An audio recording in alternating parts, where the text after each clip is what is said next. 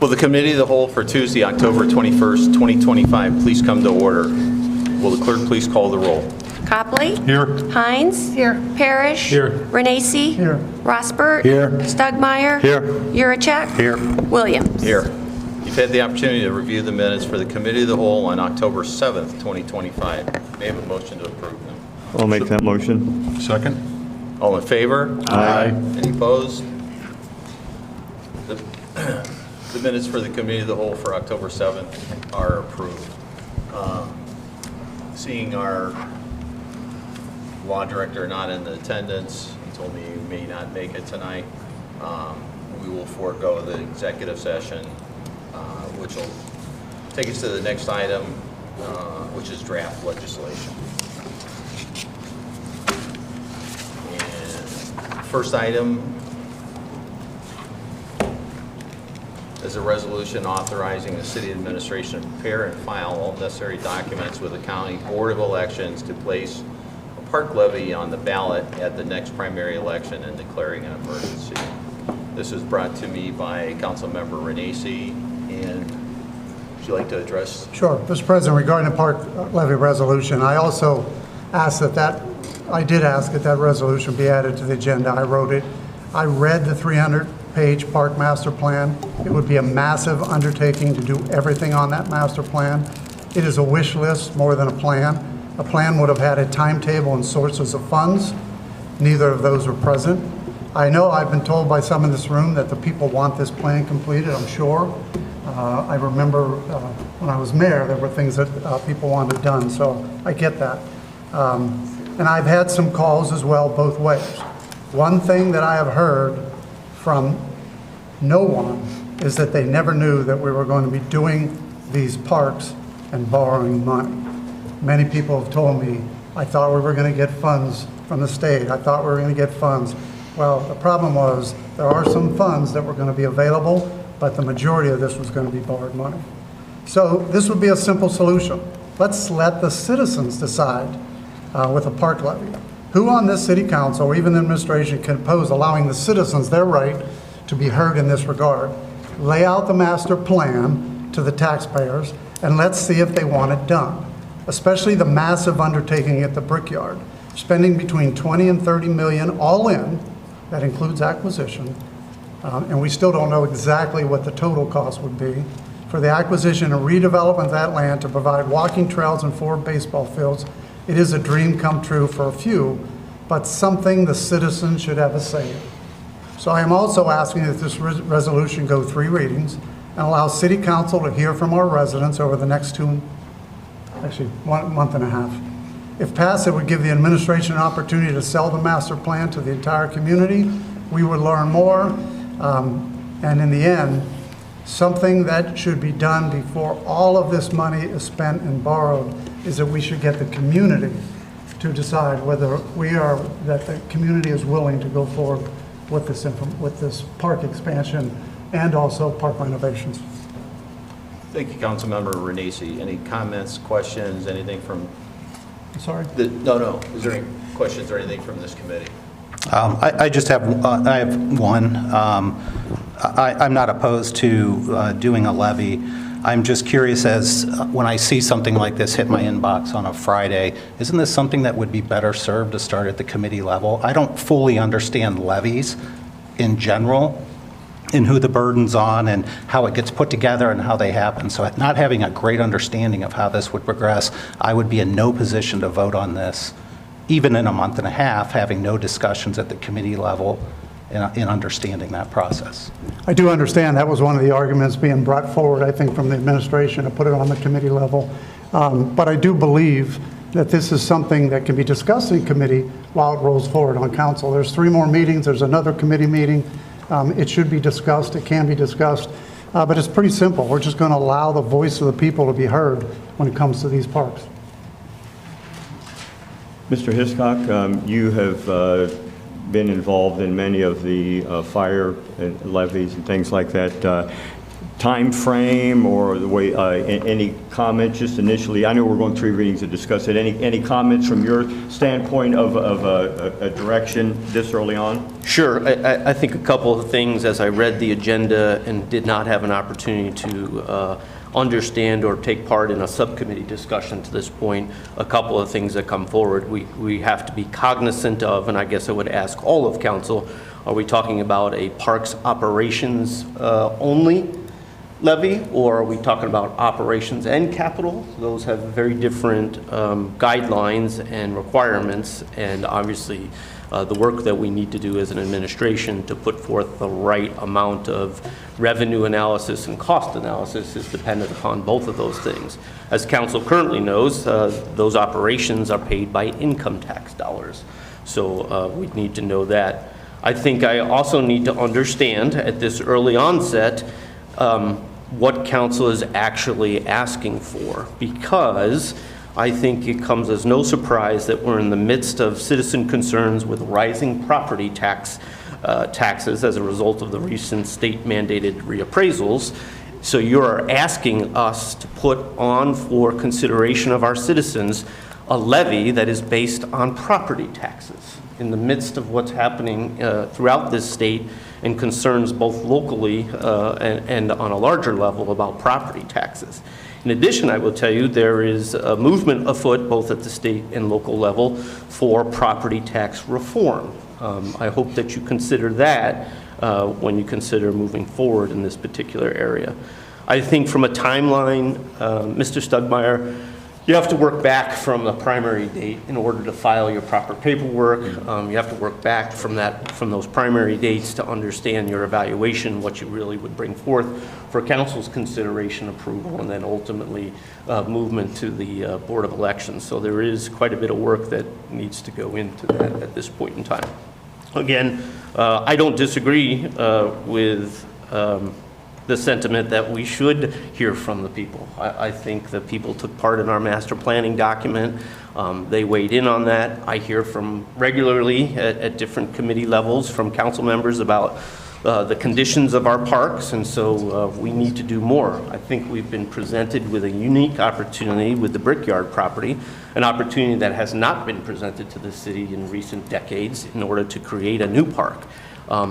Without capital investment of dollars, it will be long after us that a park like that is generated. So a park levy might provide a useful funding source to do that. There are other opportunities that we have talked previously about how to fund those particular park investments also. Mr. Hiscock, while you've asked that question, I'd like to just ask you one more question, because Sure. if we don't do a park levy, then you're asking us to borrow money internally, because that's the only way we could fund these parks. The majority of the funding would come from internal borrowing or outside borrowing, External which credit. would be then supported by income tax. And the operations would also be supported by income tax. So what we're really looking at doing, and I think that's where the city should come in and explain what's the best way. Right now, you wanted to do outside debt for the parks, and you wanted the park operations to be run out of the general fund. This levy would be you might come back and say, we want to do a levy for operations and for the parks. I think we're passing that on to the administration to what you think is the best way of moving forward with this. But right now, we do know we were borrowing and we were using general fund to maintain and run the parks. I just think the citizens should have the right to make that decision, because clearly, if we do run into problems, and I do understand about the real estate taxes, that people are tired of real estate taxes going up. They're also tired of income taxes going up too. So at some point in time, you're going to have to judge what's the difference and how do we make sure that income taxes don't go up as well. So that's the only reason. This is more of an opportunity for the administration to evaluate it and come back and say this is an opportunity to not only let the community decide, but you can decide how and what you want to be put in that levy. And for those meetings too, when we start to discuss that at the committee level, if you could do like a comparison, stretching it out with debt, kind of makes everyone pay for it over a 10-year period, what that is. So does a levy, okay? The pluses and minuses of both, so that everybody can understand what the differences are. It's going to be tax dollars one way or another, and advantages or disadvantages of spreading out over 10 years with an external or internal debt, or with a levy. So, when we get to committee level, we don't need to do that. We'll be discussing that then. That's fine. We can certainly prepare that, and I welcome the opportunity to provide recommendations on what direction to go and how to do it, and what the ramifications of those decisions may or may not be. So I'm happy to provide that. I think it's important for us to know as we embark on this, there's quite a bit of work that goes into it. You know, is council supportive of a park levy at this time? Is that what you want to see happen in terms of funding park improvements and operations? Council members, our time to speak up. I couldn't decide on that. I couldn't decide on this evening. If this evening, with the information that I have right now, I would have to vote no on this just this evening. Again, I would like the discussions to go 3 readings, but this evening I would have to say no. Okay. Anybody else? I personally feel that we should let the voters tell us what they want. They're the ones that's going to end up paying for it, no matter which way it goes. But they will be able to weigh in on it. That's the most important thing, in my opinion. Mr. Rosberg, you're chair of the Public Ways. I would agree. We've done a lot with the parks. We continue to do a lot of great things with the parks, but sometimes the well could start to get dry. And is it worth going out and doing $25 million worth of debt issuance if it's not going to get utilized? I would like to see the voters have an opportunity to speak their piece on it. It shouldn't be 7 of us making the whole decision on a $25 million project. I agree with that. But I did have a question. If, either way it goes, if there's a levy or we fund it, you know, through outside sources, how does the grant money play into that? I assume that there will be opportunities for grants in the future. And what if there is a levy, if the voters prefer that, and there is a levy, how do we just not look for grants? Or, I mean, I would assume we would, and I don't know. That's why I'm asking. Can I make a comment? Yeah. Since we do have, what is it, $2.1 million of grant funding for the Brickyard project, we are, with tonight's legislation, going to move to spend that money. So we're not losing any grant money. No. Okay, we're going to use that to do the remediation and to start the project. Wasn't there just shy of $250,000 worth of grants for a couple of parks now, or am I mistaken? So you bounced in a couple yeah. directions. Yeah. I'll do my Sorry, best yeah. to field all of those. Right, Ms. Hines, first to your point, whether the city decides to go, and ultimately the populace passes a park levy, that does not curtail us from seeking grant funding to help in any project that we available. Okay. I would expect that this administration or any future administration would continue to bring grant opportunities to council for consideration. So it does not limit it. If you were thinking along the lines of perhaps what Mr. Copley was made a comment to and Mr. Stugmeyer, if you're thinking about the Brickyard project, which has dominated some of our discussions lately on parks, remember that there are 2 rather significant forms of grants that we will leverage, as Mr. Copley said. First and foremost, there's the State of Ohio one-time strategic grant funds, which the city has already taken receipt of, and that was to $2.5 million. That is what we've used to plan for the design of the park, which includes the remediation areas of the park and the passive park, as well as the athletic facility. We're already well on our way in a design format in that particular area, and we've expended some of that $2.5 million. What the ordinance that you'll be considering this evening would be is to authorize us to go out to bid the remainder of the passive park construction. So conceivably, as we discuss what the best source of funding for the parks in the future is, we're already moving forward with the passive portion of the Brickyard project, and hopefully to a point where we construct it and we'll be able to enjoy it as a community in the immediate future, let's say in a year or so, once it's constructed. In addition, we've been awarded a $2.1 million state brownfield grant. That brownfield grant is really oriented towards remediating the property in its current condition. That is an 80-20 match grant, which means 80% of the funds come from the state. We have to meet it with about a 20% match. That amounts to about $420,000 worth of match. We've already can use some expenditures towards that match. For instance, the purchase price of the property. We can use a portion of that purchase price.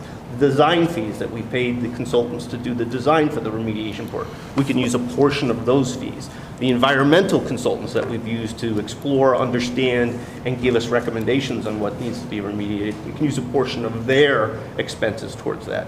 So there is a match there, but we would submit monthly our expenses to the Port Authority, which is the recipient of the Brownfield grant on behalf of us, and we would get repaid those dollars, dollar for dollar on each one of those. So essentially, we have a Brownfield grant, which we're asking your consideration to move forward with. We would need a supplemental appropriation and perhaps either a transfer or an advance. I'll give you a little bit more information on those two once I get to that piece of legislation, as well as the remainder of the 2.5 one-time strategic grant dollars towards the passive park construction.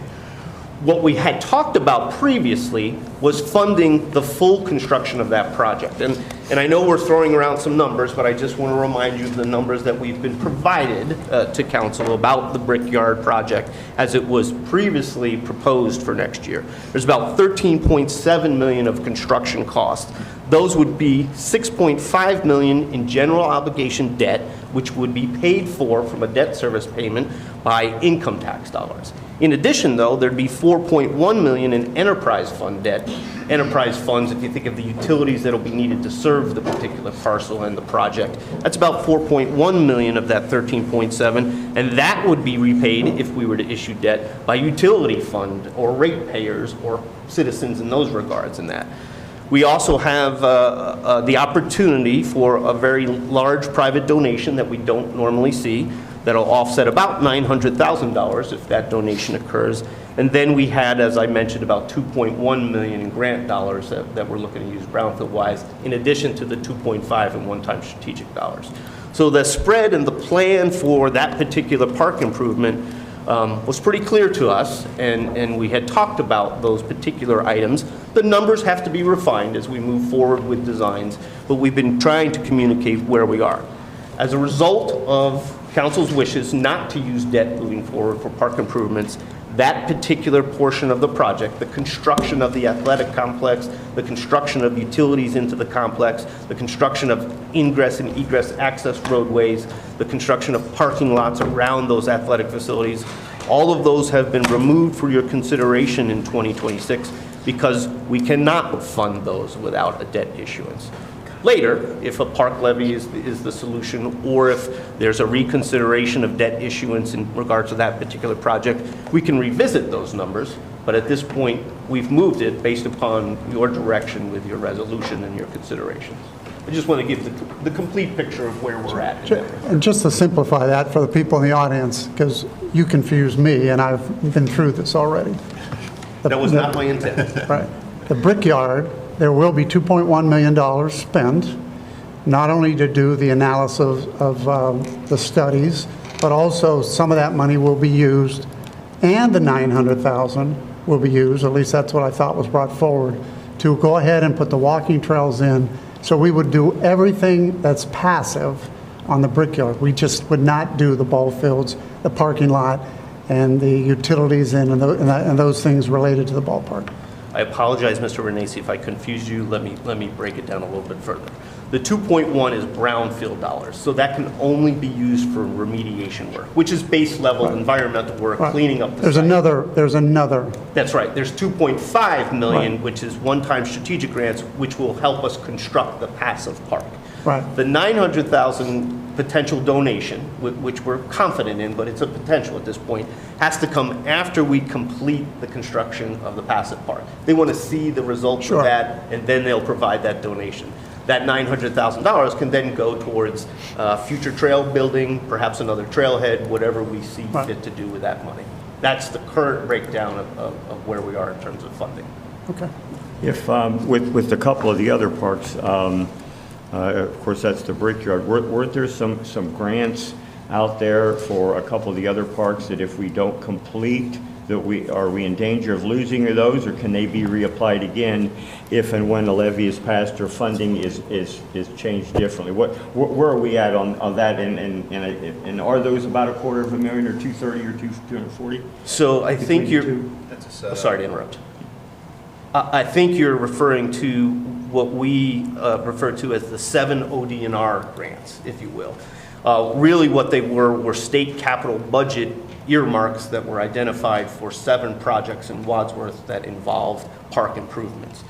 They differ by amounts and they differ by park projects. So for instance, based upon 2 proposed projects, one at Weatherstone Field and Park, if you will, and the other at Valley View Park, which were in the originally proposed 26 budget prior to the passage of your resolution concerning debt issuance in support of parks. Both of those parks would have been improved beginning in 26. The way they would have been funded was through debt issuance primarily. And so they did have some alternative funding that would have been put forth for those projects.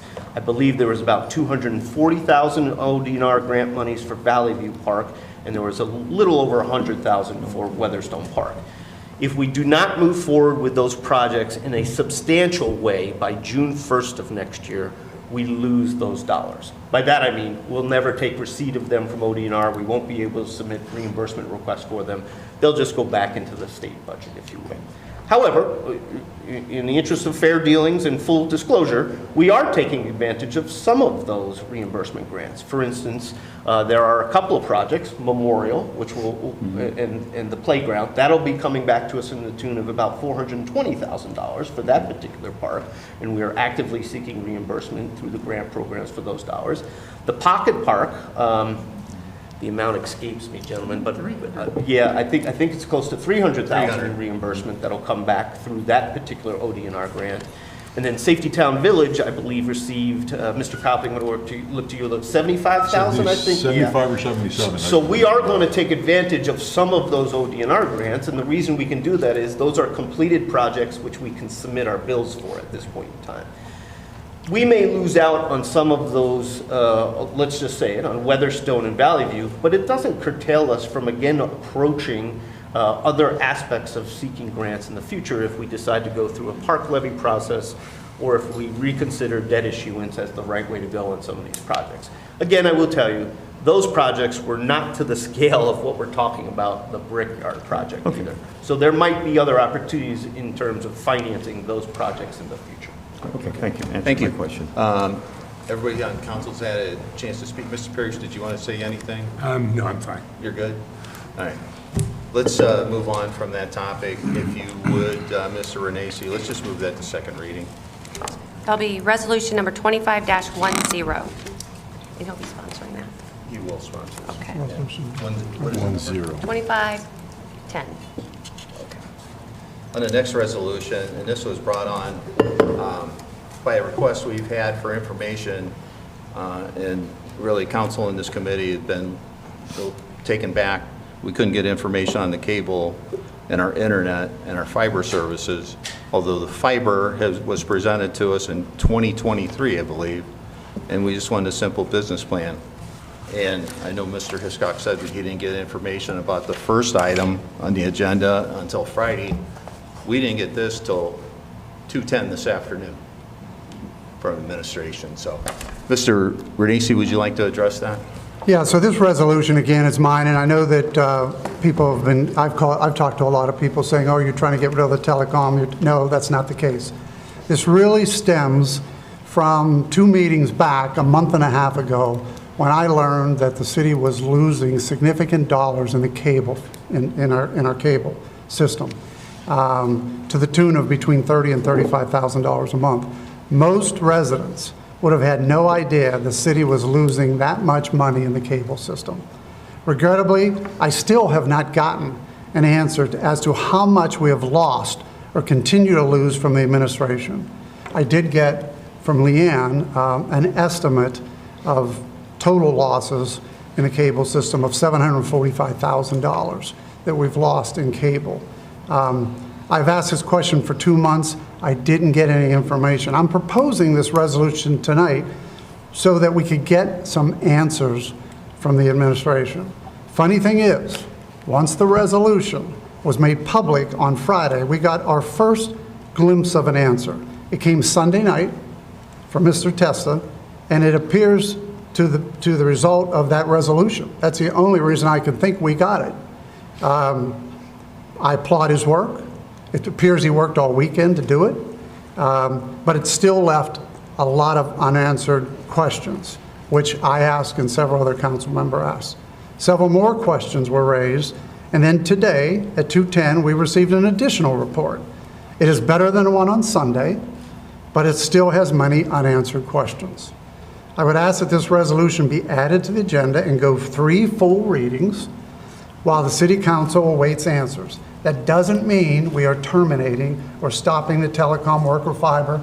I know that's what it says, but that's because, quite frankly, it took that resolution for me to at least start to get some answers. We already started down the road, but in reviewing the minutes from 2023, I found the City Council approved less than $5 million for this project. Today, it looks like the total investment might be almost $11 million. That's a big difference. That's a big difference that somebody needs to answer. And again, City Council needs those answers. By the way, I applaud the citizens who support fiber in the city, so do I. But how we get it accomplished and what all the facts are need to come out so City Council can make an informed decision, especially since it appears we will invest almost twice what was approved. And I know I've heard this, it doesn't matter, it's not City Council, it's not city taxpayer money, it's telecom money. That's what Washington, D.C. tells people. That's not what we should be talking about here. Telecom money is a fund that the city, if we shut down the telecom, which I'm not advocating for, those dollars are available to the city. I'm not advocating for that. I'm going to repeat that. But those are city dollars. But if someone on City Council can explain to me, number one, the investment difference tonight between the 4.1 million and the 10 million now that's being proposed, and give me a solid answer on the losses in the cable system, I'd consider removing the resolution, but I'll bet you nobody here on council has the information because I've asked and I still don't have it. So otherwise, I would ask this resolution go forward with 3 readings while we await answers from the administration on how we are going to eliminate the losses and fund the fiber project going forward. We did get something at 2:10 today that's a starting point, but we should not be moving forward until all these answers are done. We can remove this resolution at the next meeting. We can remove it 2 meetings from now. But my opinion is we should not remove this resolution until we get the answers that are necessary for council to make an informed decision. There are spending in the next year's budget that are part of this telecom program that we all should understand and we all should have the information. So I ask that this resolution go on for 3 readings, and I'd ask approval from City Council. Thank you, Mr. Renacci. Any comments? Okay, we'll put it on the agenda. Just one real quick one. So is the administration extremely clear on the questions that are being asked and what, I mean, I think let's get it out there as to exactly. We are, and I'm prepared to answer those questions now. Well, we got a pretty full agenda. Yeah. We got this at Here's what I 2:10. would There's going to be a say, lot more questions Mr. probably than what we President, have right now. The information that you've requested has been provided.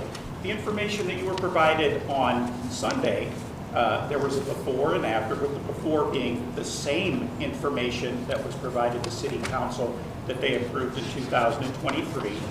The same slide, which shows a total cost of $9,850,000.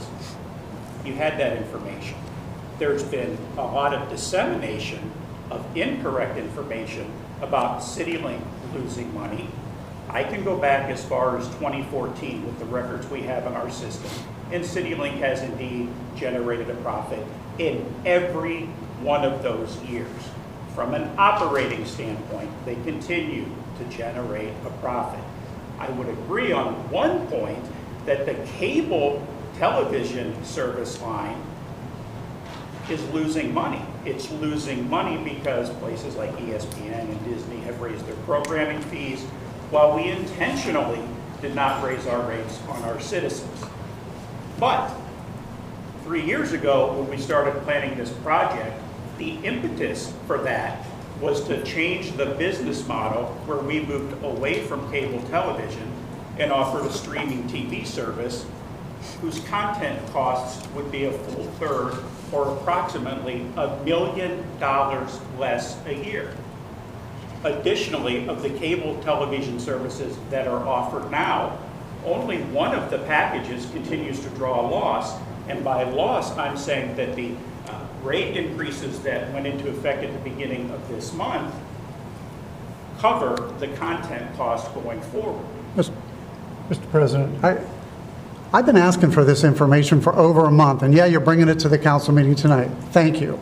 Well, The problem, you were told that I was going to bring it. and I was as told, mentioned- now, sorry, I was told on Sunday it was coming, and we did get this today. But I got plenty of questions on this today, too. If you want to go through them, we'll go through them. Let's go through them. I'm Sure. prepared. Well, I'm going to give you a couple things just to look at, but I don't think today's the time to do it.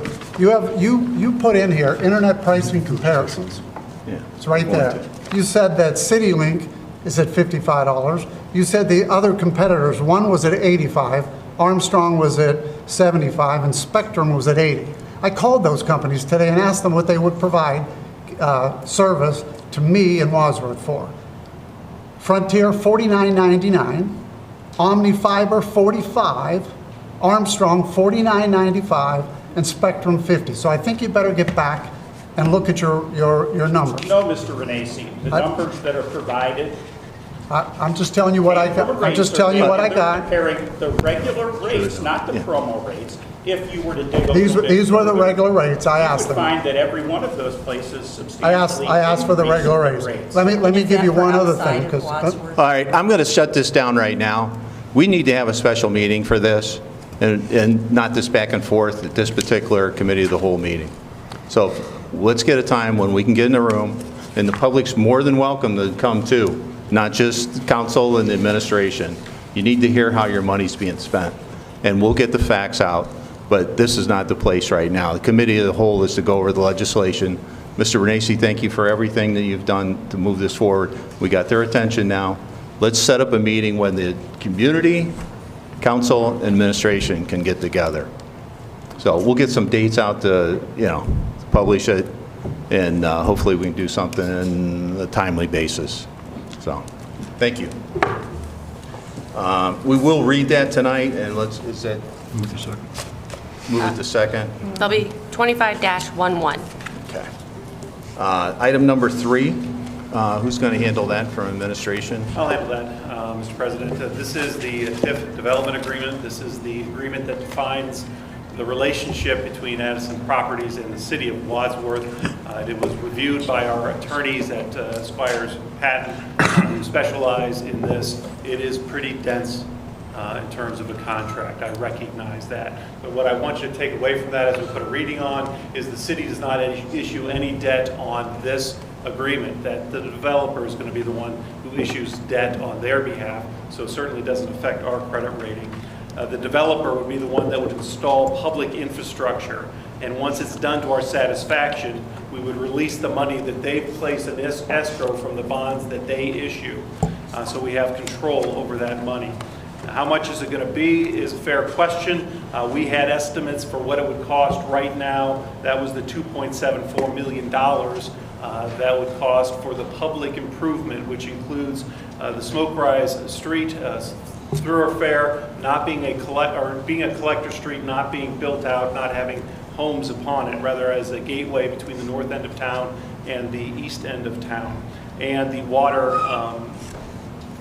looping that'll feed our commercial district on our northern part for years to come, including going under the highway over by Hartman Road.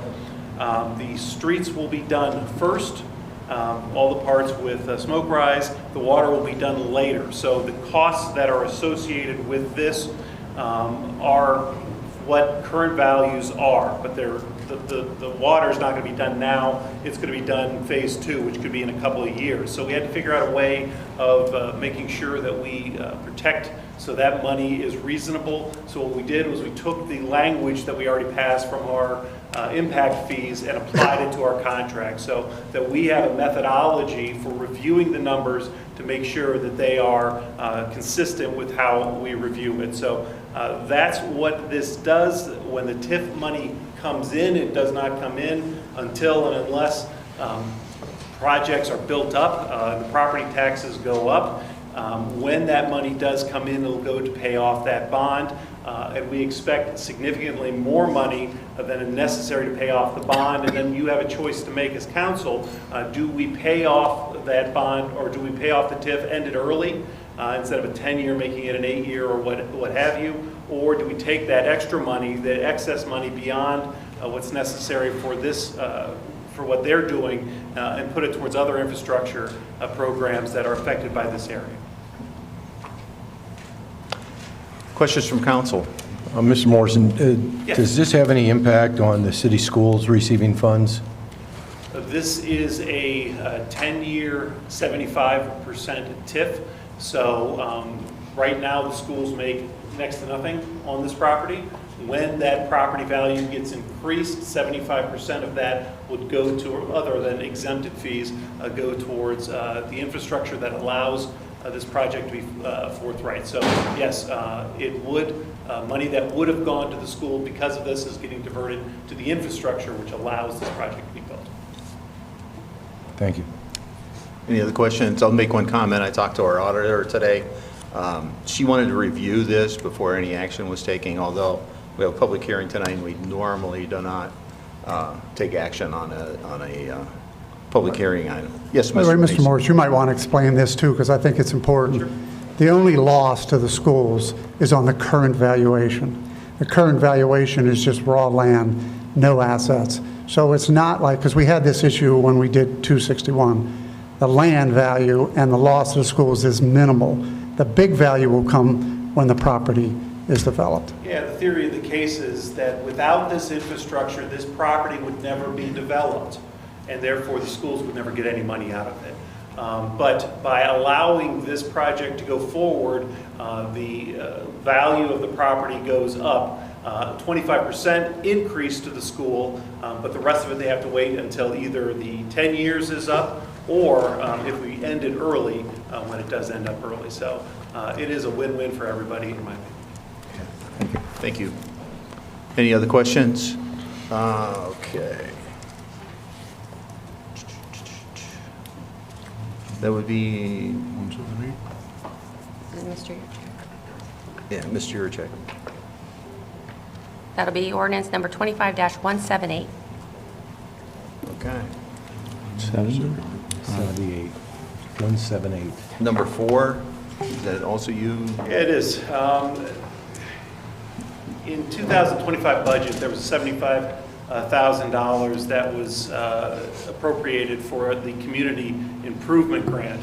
That has not been spent as of yet.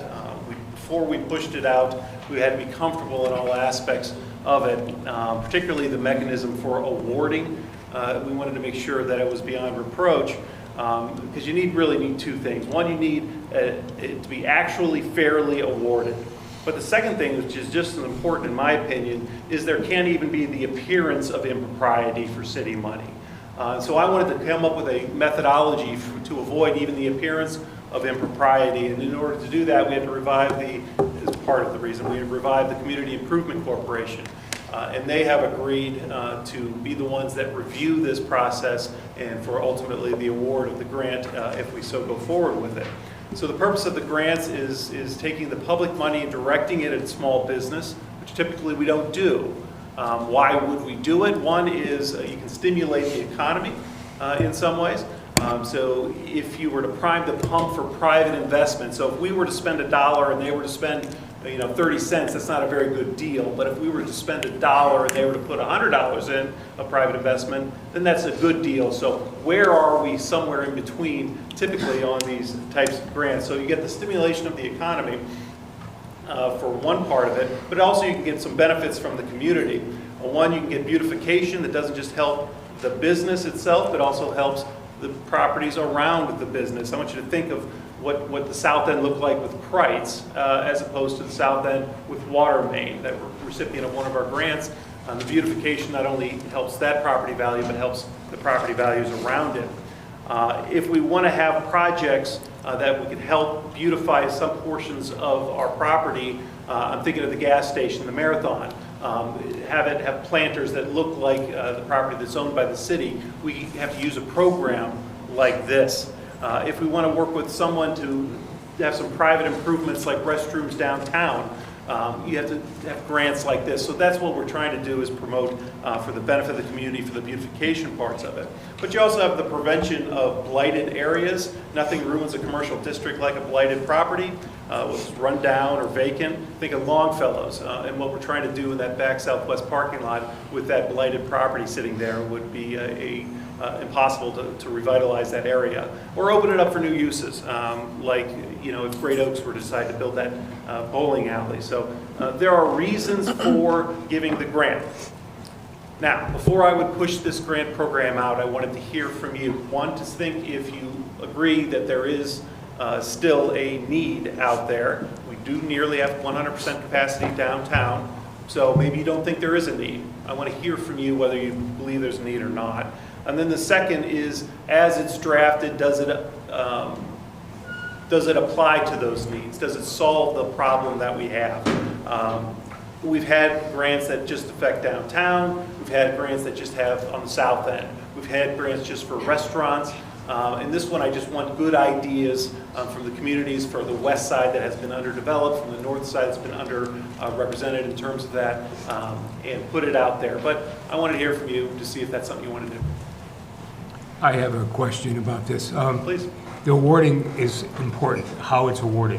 I would like to see the specifics in this resolution about who the titles, at least the titles of the people that will be on this awarding committee.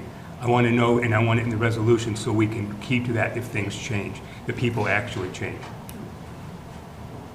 Of the awarding committee, whatever that awarding body is, I would like to see specifics about who, either titles or names in there. I can give you the I would like to see it in the resolution. I would too. I'd like a fair process for this. Absolutely. So if you want to make a motion to modify the resolution, we can do it that way. I can redo it, and we can read it for the first time later. Tell me what you want to do. Mr. Renacci. Yeah, Mr. President, so this did come up in our committee hearing. And you know who the committee is that should make the decision on how the $75,000 is spent? Right here. And my argument was that the $75,000 should not go to another committee and that committee make the decision. Mr. Morris can come every month and say, I've got an idea, I'd like City Council to approve it, and this City Council can then make a decision. The danger was letting taxpayer money out. You already experienced when you saw $75,000 go to one restaurant in a process that I think many people would say was questionable. So why allow that to happen anymore? The committee already has $75,000, right, that it hasn't spent from last year? There was appropriated $75,000 that I have not asked for. So the committee does not have it. That is within the... It's still here. Okay, well, again, that's just my concern. This, if you're looking for the committee to fairly give out taxpayer dollars, they're sitting right here. And you shouldn't be passing it on to another committee and letting them make that decision. That's just my opinion. I But as I agree. said to Mr. Morris, bring it to City Council and let them make the decision. It shouldn't be just one vote. Yes, I agree with that. I'd be fine with I this. agree with that. yes. So do you want to read the resolution to follow it? Do you want to amend the resolution? Do you want to just not vote on it and I would then have like you something to else? rewrite it and bring it back to us. I can do that. Let's remove it. So we're going to remove it? Yeah. Remove this. We're not moving it forward. We need a motion for that. In absence of our law director, I don't think so, because there's not a number. it never assigned. hit. I'd just like to say one more thing on that. I do agree that the grant money can stimulate the economy and so forth, and I want to see that. I mean, that is important, but like I said, I do want a fair process. Okay, let's move on to item number 6. Number Five. Excuse me, 5. Getting ahead of myself. Number Okay. 5 is also me. I apologize for all this, but this is involved with the parking lot at the beginning of the year. I believe Mr. Roscoe was the one who wanted to know what city property do we have, and what are we doing with it, what do we have a plan for it. One of the things that was specifically mentioned was the parking lot area that is north of Grace Lutheran Church, south of Remax. It has not been used. It is in bad shape. It has no access to High Street. If you didn't know it was there, if you came to Scarron Square, you wouldn't know to park there because there's no way to get back there other than an alleyway. So it is not being used. So the question is, how do we move that property to put it back on the tax dolls and maybe get some economic development out of it?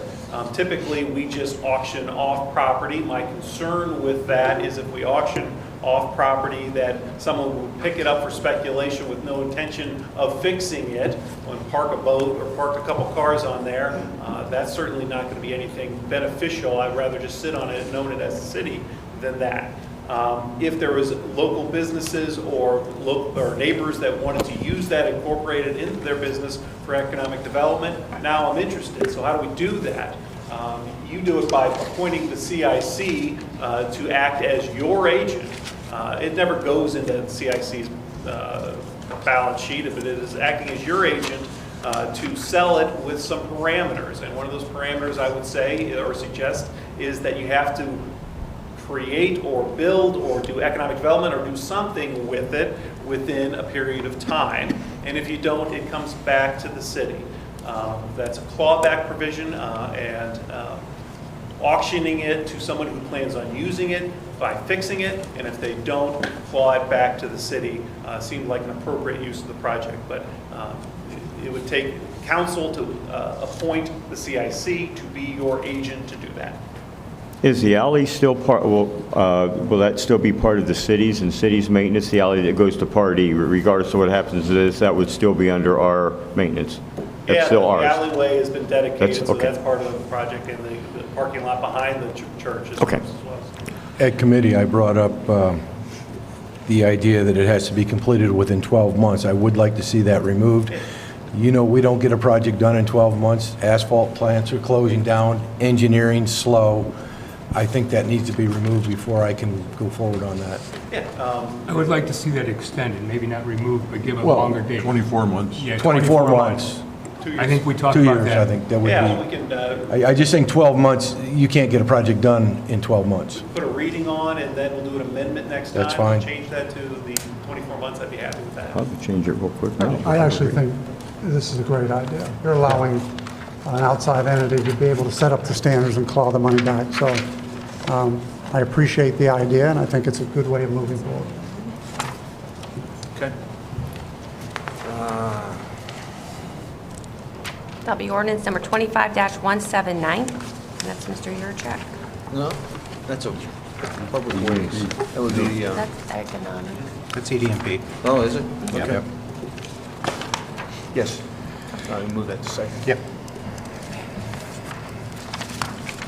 Okay. Takes us to number 6, again, economic development and planning. Sure, we'll take 6 and 7 together. They are the same entity. They have different names on them because one's a holding company, but they're both involved with some programming that is authorized by the city or authorized by council. At the beginning of the year, we lost one of our industrial users on Corporate Parkway. The UPS closed down and is currently an empty and vacant.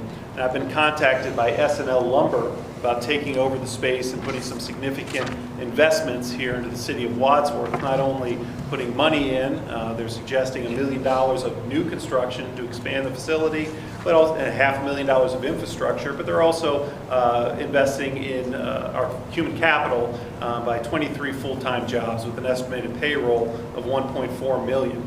I've looked into S&L Lumber. It is a millwork supplier. It's located throughout Ohio and some surrounding states, and it's been in business for over 60 years. It seems to be a good partner with the cities that it's been working with. They approached me on the two programs that have been established through this council, one of them being the CRA Reinvestment Area Program, which allows a property tax abatement based on a schedule set by council, the matrix being how much was invested, which gives the percentage off, and then how much new payroll that they issue, that's the years. So under the terms, the most recent terms that has been set by council, their investment dollars and their payroll would make them eligible for 40% rebates or abatement for 11 years.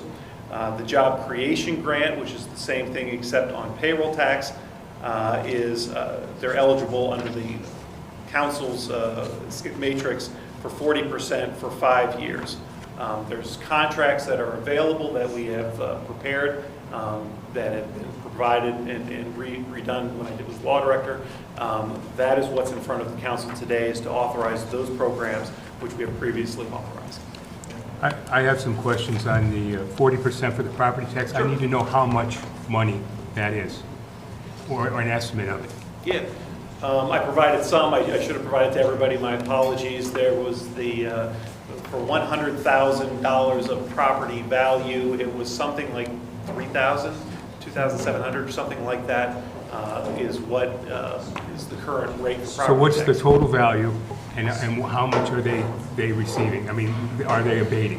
Yeah, I'll have to figure out what the property value is of that. I don't know off the top of my head. But if it's $1.5 million and 100,000 is $2,700, I can do some quick math for you. And then the second thing is if they did their best estimate of 23 jobs at $1.4 million, that'd be about $19,600 worth of city income tax.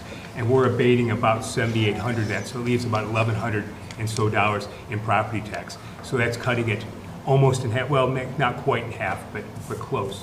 So I was able to figure out that, but I was not able to figure out the other. I need to know those total numbers before I can move forward with this. Fair enough.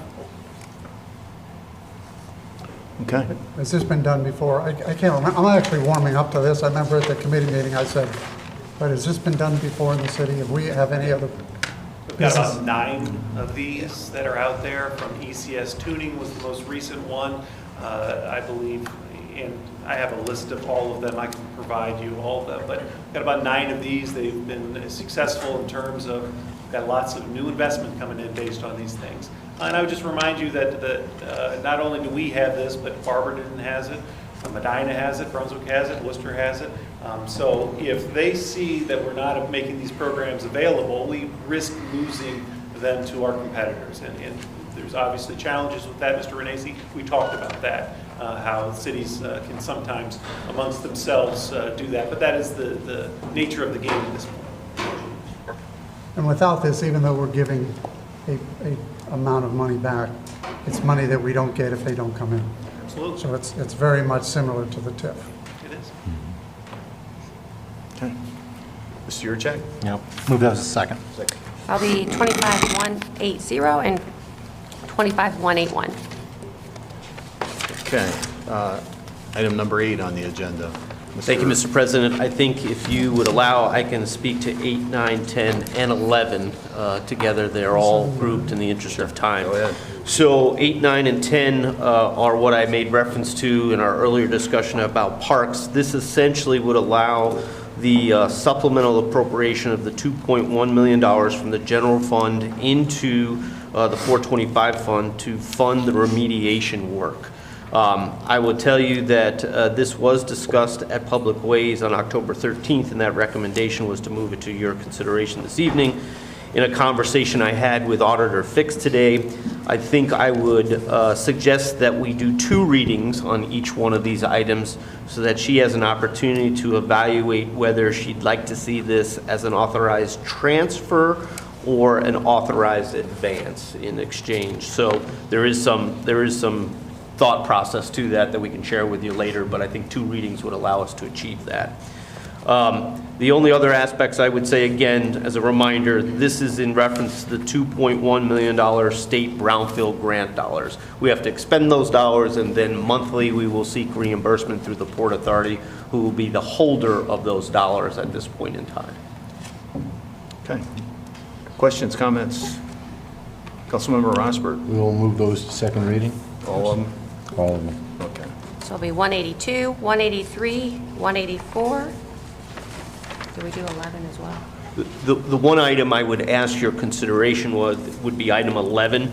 We do anticipate that we will be ready to post this bid before our next council meeting.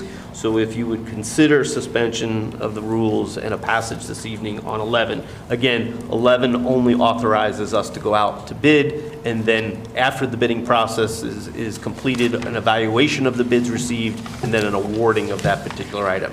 I believe all of the items before this have to occur before I would sign or execute a contract for that work. That's fine. We'll call that one tonight. And that'll be 25-185.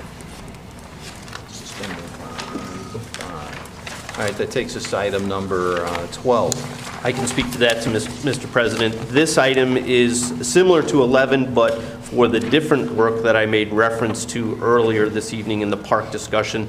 This is for the work to complete, to go out to bid and complete and pay for, if you will, the work associated with the passive park. So again, that's not remediation work, but that would tap into the one-time strategic grant dollars that the city has already received, in which we received $2.5 million for the development of that portion of the park. And we do anticipate that we'll be ready to bid those documents prior to our next council meeting. Councilmember Rosberg, you discussed this fully in... We did, and we recommended we suspend and call, so I will, No. let's see here. That's down here, 3 readings. Move it to second. That'll be 25-186. Wait. Again, here, I would ask your reconsideration of that decision, only because we'll be ready to go out to bid prior to our next council meeting. Yeah, let's suspend and call that. Yeah. That's your decision. Okay. I'm fine with that. Then item number 13. I can speak to that, Mr. President. This is in terms of our lead service line verification program. Again, the funding source for this particular program is a $350,000 loan at 3.55% through the WSRLA funding mechanism, which we've brought to and have discussed at public service on a number of occasions in this. This would allow us to execute that loan agreement when it is prepared by the Ohio EPA. And recommendation on that for the... We might receive that loan recommendation any day now, Mr. Stugmeyer. and yeah, let's pass it. We need to take advantage of it before the end of October. We'll suspend and call that. That'll be 25-187. We've got a lot of issues under the ground. Item 14. Mr. Testa, I think we need to speak to that one.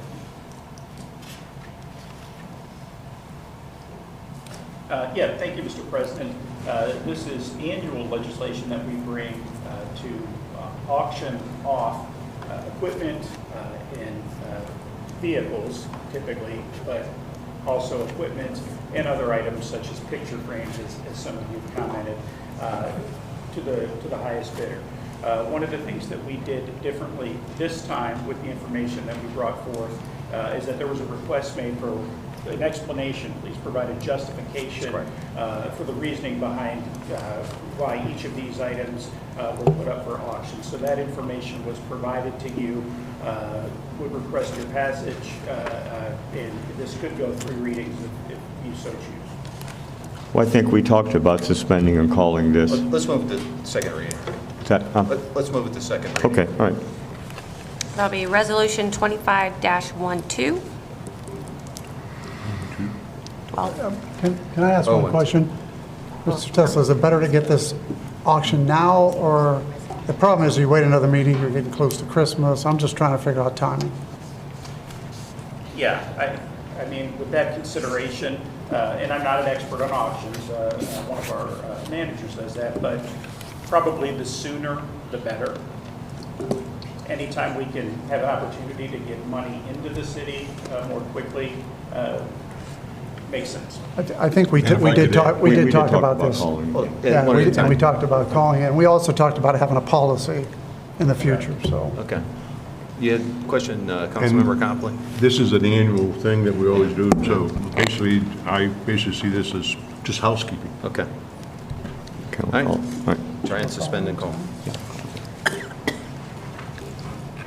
Number? No, I'm sorry. Resolution dash 12. Wait, are we on ordinance? What number are we on? We're on 14.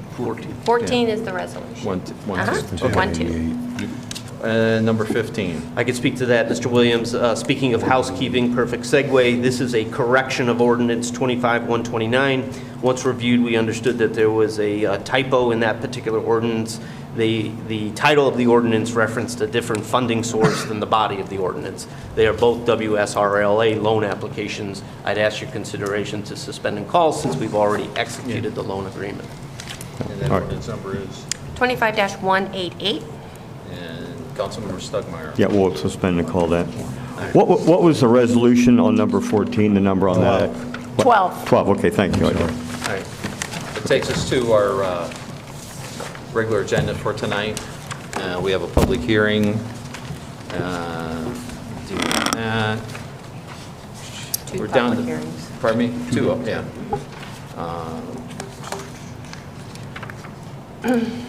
We have resolution number 25-06. We have multiple sponsors on that. Who would like to? I guess I can just continue with it. I Okay, moved it forward, so I'll go ahead and suspend and call. okay. And resolution number 25-07. Same thing. Ordinance number 25-167. Councilmember Copley. Move to third. Third. Ordinance number 25-168. Move to third. Third. Ordinance number 25-169. Move to third. Ordinance 25-171. Move to third. 25-172. Move to third. And 25-173. Move to third. Councilmember, yeah, 25-174. Move to third.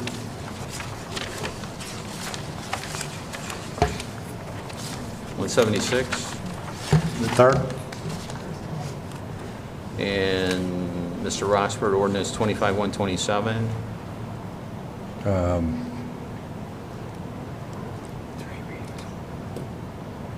We'll call it tonight.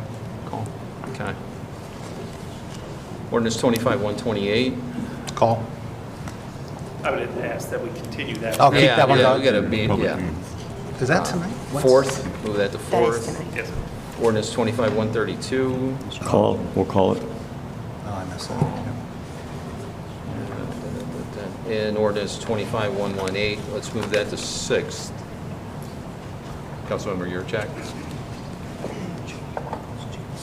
That's Jeannie. Or is it Jeannie? Ms. Hines. Jeannie? Oh, yeah, okay. Jeannie, Ms. Hines, yeah. I'm sorry, Aye. we're going to move the Dora one again Yeah.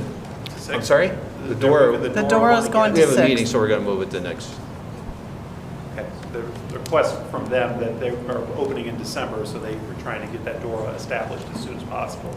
But it's council's prerogative. What It's meeting up to do we have? council. Pardon me? What meeting? You said we have a meeting on it? No, we have a public hearing. No, no, we Oh, don't. no, not on the- We've already had our hearing. Not on Okay, 118. let's call it. No, Thank you. Any other business? Motion to adjourn. So moved. We're adjourned.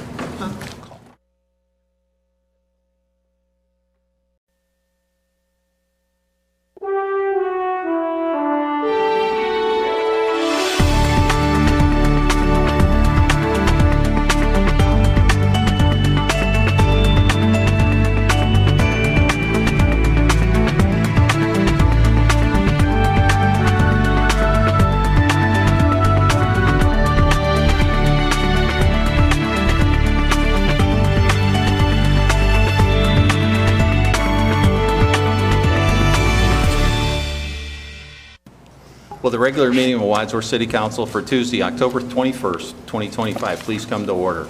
Will you please rise and pledge allegiance to the flag? Remain standing for the invocation. of the United States of America and to the republic for which it stands, Almighty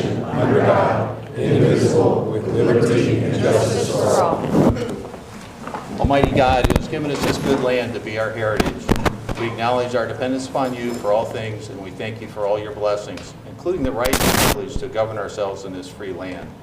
We pray that you would grant us all wisdom to make good decisions for the future of this community. Through Christ our Lord we pray.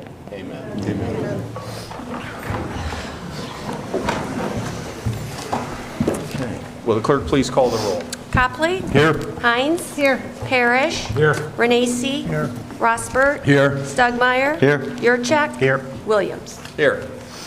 You've all had the opportunity to review the minutes for the City Council Capital Improvement Budget meeting on September 29th, 2025, and the regular City Council meeting on October 7th, 2025. May I have a motion to approve them? I'll make a motion to approve both of those minutes. Second.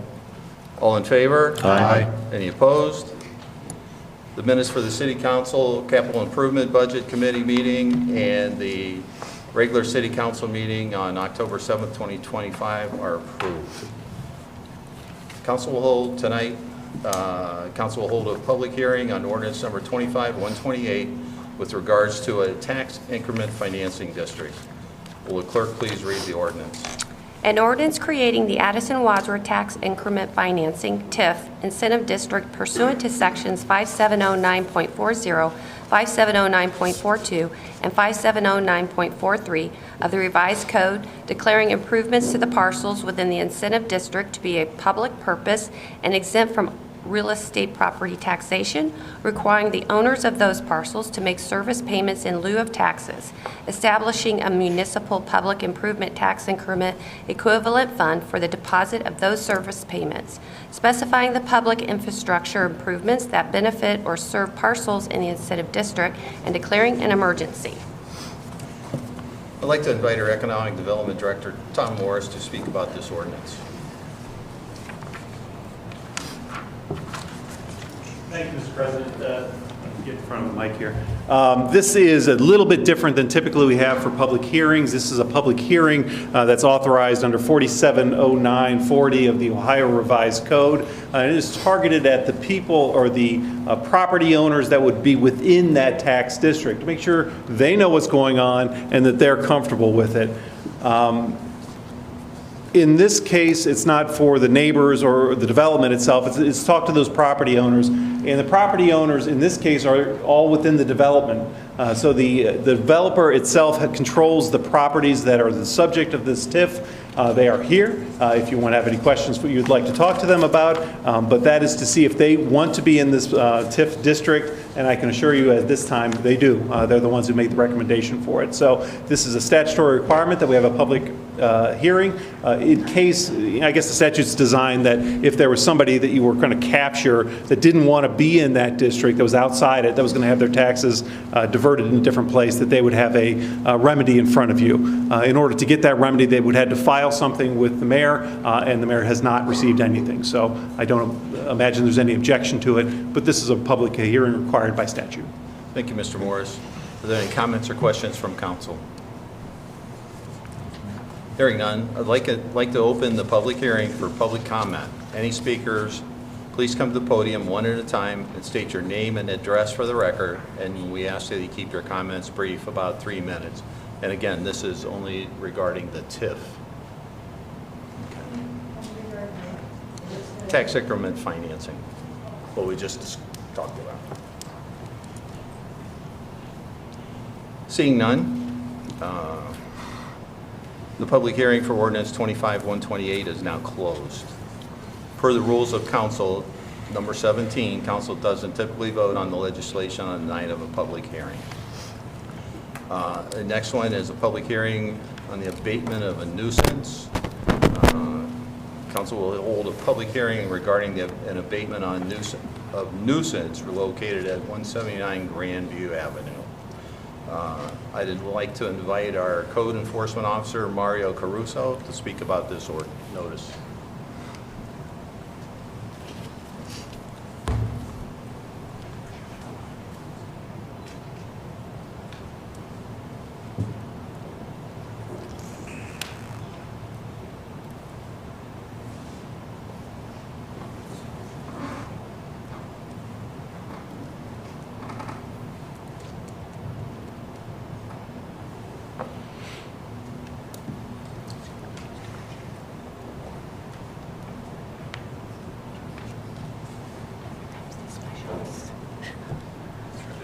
IT, we have anybody from IT in the It's audience? coming up. There we go. Okay. Here it comes up. Just had to warm up. All right, well, thank you, Mr. President.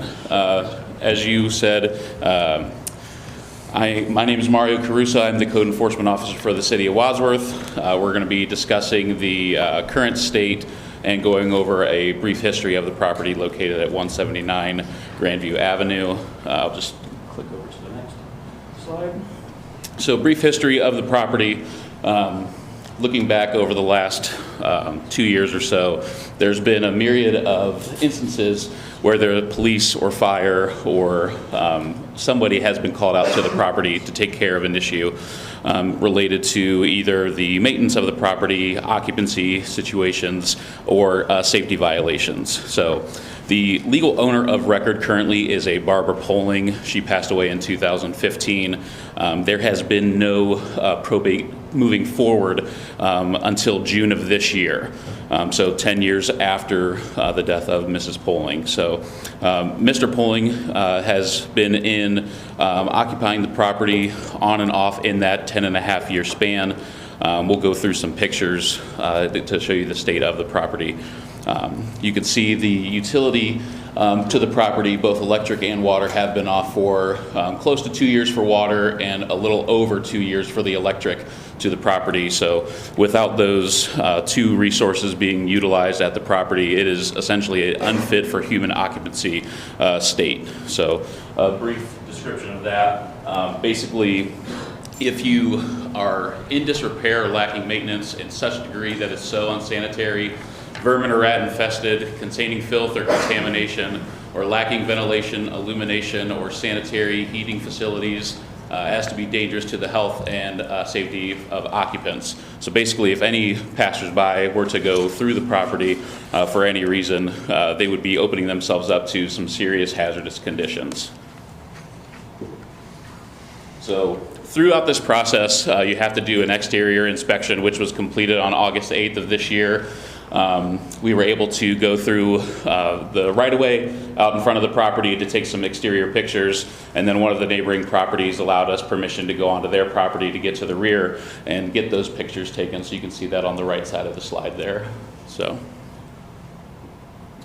the violation letters were sent regular mail, certified mail, posted to the property, and then a title search was done, making sure that all parties affiliated with the property received those violation letters, and they were offered an appeal process where within 15 days of those postings that they were allowed to meet with our property maintenance appeals board, state their case, and hopefully for their sake be granted an appeal. So when we had that meeting this year, we'll go to the next slide, show some pictures of the posting happening and then the current state of the property. So the appeal date was done on August 26th. The administrative search warrant that we had to get because property wasn't allowed to access per the property owner until September 4th, so we had to get that from our court here. And then the actual administrative search warrant was administered on the 5th of September. So we did that with the police department, the fire department, Medina County Health Department, and myself. Went through the property, took pictures, reports were taken, and it was at that point where we got that information to the property maintenance appeals board, so that way they had a full scope of information and not just the exterior pictures and the state of the utilities, but they understood the entirety of what was going on with 179, to where we weren't potentially just moving this in the current state that it's in like it has been over the last few years. So we wanted to make sure that they had the full scope to where they understood that there's been a tax issue in the past, there's currently behind on taxes. We've moved forward and we're trying to go through this abatement process. This is the first step in that, outside of going to the Property Maintenance Appeals Board. These are some pictures of the interior of the property. You can see that there's a considerable amount of accumulated debris throughout the property. This is just the first floor of the living room.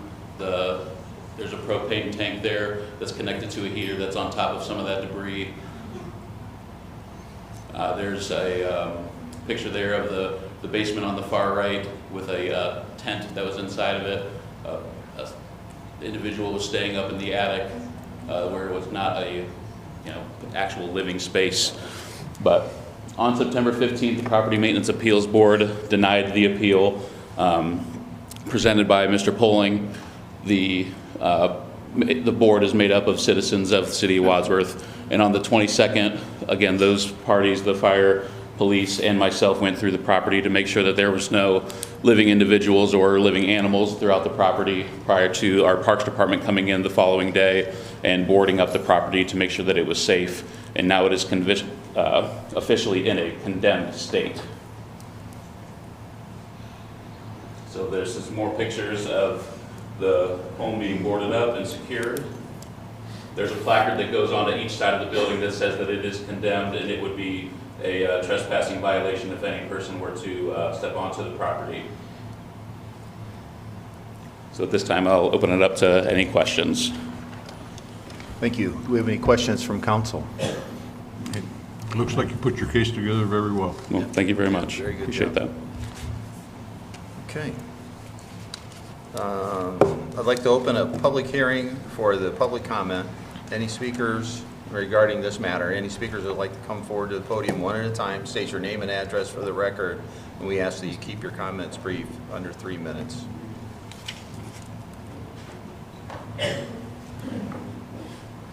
My name is Brian. Oh, well, please come to the podium and state your name and address. Yes, sir. My name is Brian Poling. My address up until this time was 179 Grabview. I had an issue where the city had confronted me about some things out in the yard and so forth that they wanted fixed about 3 years ago. Had tractors out in the yard and so on. They required me to build a shed to put everything in so it was out of sight, which I did within the time frame. I saw a judge about it, went back with city officials, and the judge was happy, and everybody else was happy, and everything was good. Over this past winter, there was some damage to one of my sheds from a tree limb falling down, destroyed it from a neighbor's house. I took no action about that. I cleaned up what I could, put the shed back together as well as I could, but come spring, moved everything out of this shed. Another was weather damaged that had these tractors in it. Rain came in, floor sank, tractors went down through the floor. So I pulled everything out of that shed this spring as well. I'm trying to repair these things when I get notice from a city official that I have problems to fix. They gave me 30 days to fix that as well as some other issues. But within the 30 days, they had also given me a no trespass order, making it impossible for me to fix most of these issues. During this 30 days as well, I also was served a search warrant. So police could come in, fire, so on and so forth, to look for additional violations. I did go to the appeals meeting.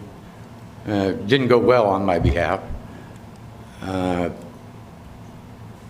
But I still felt that, I only asked for 90 days to fix all these things, and I was not granted that. I would have taken 30, but I didn't get that option. The condition of the property is based on me letting people stay on the property that were homeless. I took in the city's dregs, whatever would come in, anybody that couldn't get any help, I took them in, tried to board them, fed them, and tried to get them on their feet. And naturally, I got some that weren't the best, and they were hard to get rid of. That's when I let my utilities fail. I couldn't legally afford to kick them out, and I couldn't legally shut off the utilities, so I let the bill run until they had nothing, until they were urged to leave. Over this last winter, I didn't stay at the property. I would stay in one night or 2 nights or something, trying to fix it up. But for the time that I was gone, so much people had come in doing damage to the property. Raccoons got in through the attic, just tearing everything up. And granted, it needs and needed a lot of work. but I was not given the time to do that. From the time I was given my first notice to the time I was evicted from the property was like 36 days. That's first notice to get out. And I've been on this property for 25 years. You get about 30 seconds. Oh, I'm sorry. That's okay. I've gone to, I've tried to speak with the mayor. She would not return my calls. I've gone to the state. All I have left to say now is I don't want to harm the city, but I'm suing the city. Case number is 2025 CIB 3036, and that notice should come anytime. Okay, thank you. Thank you, sir, and everything. Is there anyone else in the audience that would like to speak on this matter? Yes, sir. My name's David Ebner. I live at 185 Grandview Avenue, unfortunately right next door to 179 Grandview Avenue. This property has been a problem for years. We've been complaining to the city about it for years. Probably starting about 8 years ago, we've watched this property deteriorate. This is not a new situation. That you could see by the pictures, obviously, the deterioration, the accumulation of all the junk, garbage, and literally the yard is a junkyard. He ran it as a junkyard. Has happened over years and years and years. So it's, you know, it's not like he hasn't been warned in the past. The city did try to prosecute him for an outdoor storage ordinance, and he did just enough to let Judge McIlvain find him in compliance, which we knew as his neighbors it wasn't, but you know, what can we do about that? So now I'd like to say I really appreciate what the city's done to finally get the property condemned, and I'm just asking you, don't drop the ball now. You need to see it through, get this property abated. It still looks like a dump. So we, as the neighbors, would appreciate it if you could eliminate at least the outdoor blight and junk in the yard. This property's been a blight to our neighborhood for a long time now. So that's what I want to say about that.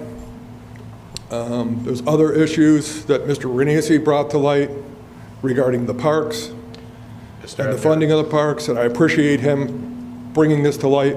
Mr. Ebner, there'll be another part of this meeting for that, to address that, please. This is just about... Oh, it's just about Grandview? Yeah. Okay, that's fine. And we encourage you to come back and speak on that matter as well. Okay. I appreciate having the opportunity to speak my piece on that. Yeah. Thank you, Mr. Ebner. Okay. Anybody else who would like to address council? Yes. I'm Stephanie Ebner. I am David's wife at 185 Grandview Avenue. Like David had mentioned, we've been working with the city on this issue for 8 years. It started 10 years ago when Barbara passed away, but in a couple years after is when we started to come to the city for help. I just want to say that I appreciate Dan Chafin and Mario Caruso for stepping in and taking action and keeping the communication going and following the laws and doing what they need to do to help our neighborhood. I also beg you to please clean up the debris on the exterior as soon as possible. We see kids over there, things are missing. I'm assuming that it's scrappers or whoever is visiting the property. It's dangerous. And when the little girl, 13-year-old girl came up missing, my heart just sunk. I thought, what a perfect place for a little girl to either go hide or to be dragged to. Please clean it up. Thank you. Thank you. Is there anyone else who would like to address council on this matter? Seeing none, public hearing for the abatement of nuisance is now closed. And it brings us to our visitors section. If there's any visitors who would like to address council, please come to the podium, state your name and address for the record, and keep your comments brief, 2 or 3 minutes. And I might add, if the same thing is being said, please, unless you have something to add, let's just not repeat everything. So, does anybody like to address council? Yeah. Actually, Madam Schwab is the first. That's right here. So, yes, please. You're up. Sorry. I'm glad you remember my name. I've been here a few times. So my name is Madeline Schwab. I live at 495 Wolf Avenue, and I've lived in Wadsworth for 47 years and paid taxes and paid on levies I never get to use. So I am a very concerned citizen because I can't believe you're backing off on this brickyard plan. That plan was developed, designed, hundreds of thousands of dollars spent on that plan. It was shown through the residents of Wadsworth. The residents had a chance to give their input at several meetings around the city. I was at them. Backing off this plan would be detrimental to the current residents and the future residents of Wadsworth. I may never get to see or use them, but I'm concerned about the future residents of Wadsworth. Hundreds of thousands of grant dollars would be lost and would affect the development of smaller projects like the College Street sidewalk that I'm very concerned about. So you don't want to get into debt over the big brickyard project? Well, welcome to today's world. How many of us have bought a house, which is a wish list, and paid a mortgage? I don't know anybody who's laid down $400,000 for a home. That's just part of big project ways of developing. I'm sure other cities have to do the same thing. Would you deny your family a house because you didn't have the $400,000? So would you deny the residents of Wadsworth this brickyard project that has been developed, studied, planned for? Would you deny the citizens of Wadsworth that too? So I am very disappointed that this would even come up. I think it would be a good idea to put a levy on the ballot. Yes, I thought about that when this first started, for both operation and development of parks and trails. I have voted for many levies that I never get to use. Schools. Most of my taxes go to schools. I'll never be in a school building. My children will never be in a school building, but I still vote for them. I pay my taxes for them. And what about the fire levy? I have used it once. At Medina County Parks, I vote for that too. I vote for mental health. I vote for any levy that comes up. I think this community is concerned about parks and trails. Where I live on Wolf Avenue, I see people walking all the time. We are a city that is concerned about health, concerned about our students, our young people getting involved in drugs. So why not promote the parks? Give them something to do. 25 seconds. Okay. So, yes, I do agree. There should be a timeline about construction, and there should be a development of funding the park projects. So I believe we should stick to our plan, go forward and not backward. Let's hope that you are concerned about the citizens of the city and go forward with the plans that have already been developed. Thank you. Michael Reese, and my apologies. Michael Reese, 1017 Partridge Drive. I'm not here to talk about the parks or the cable tonight. What I wanted to talk to you is I've had a couple people reach out to me and asked me to talk on their behalf about a couple of issues that they're facing. One was a lady on West Street who her and another person have concerns with the amount of people that speed down that road. She said people use it for a racetrack, and I've actually seen this. I've seen people flying down that road. So I told her I would come to bring this issue to City Council's attention. And on a more personal note, in my neighborhood, and I'm sure Ralph can attest to this, on Great Oaks Drive sometimes looks like a racetrack as well. And if there was any way we could get maybe some more patrolmen to take care of that. I had a car a couple nights ago. It must have been going 80 down Great Oaks. So it's just a problem that I thought I'd bring to your attention. Another thing I wanted to mention was I know that there's several developments in the works on the north side of Wadsworth, some off of Hartman, the one over here by us on Partridge, and the one behind Walmart in that area. And my concern, and I think it's a lot of people's concern, is the effects of traffic in the area. I know if you go down through High Street, it's very bad. It might take a while to get from, Bueller's to downtown. The traffic can be so bad. And the concern is, with all these new developments, is there a plan in council or with city administration to address the extra people that are going to be living in this area and what it may do to, it can be a gridlock. Sometimes you're stuck in the middle of an intersection because of how bad traffic is now. And it's only going to get worse if you put several hundred more people.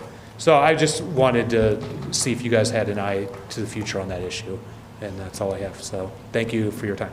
Thank you. Let's see. Michael? Michelle? Michelle? Okay.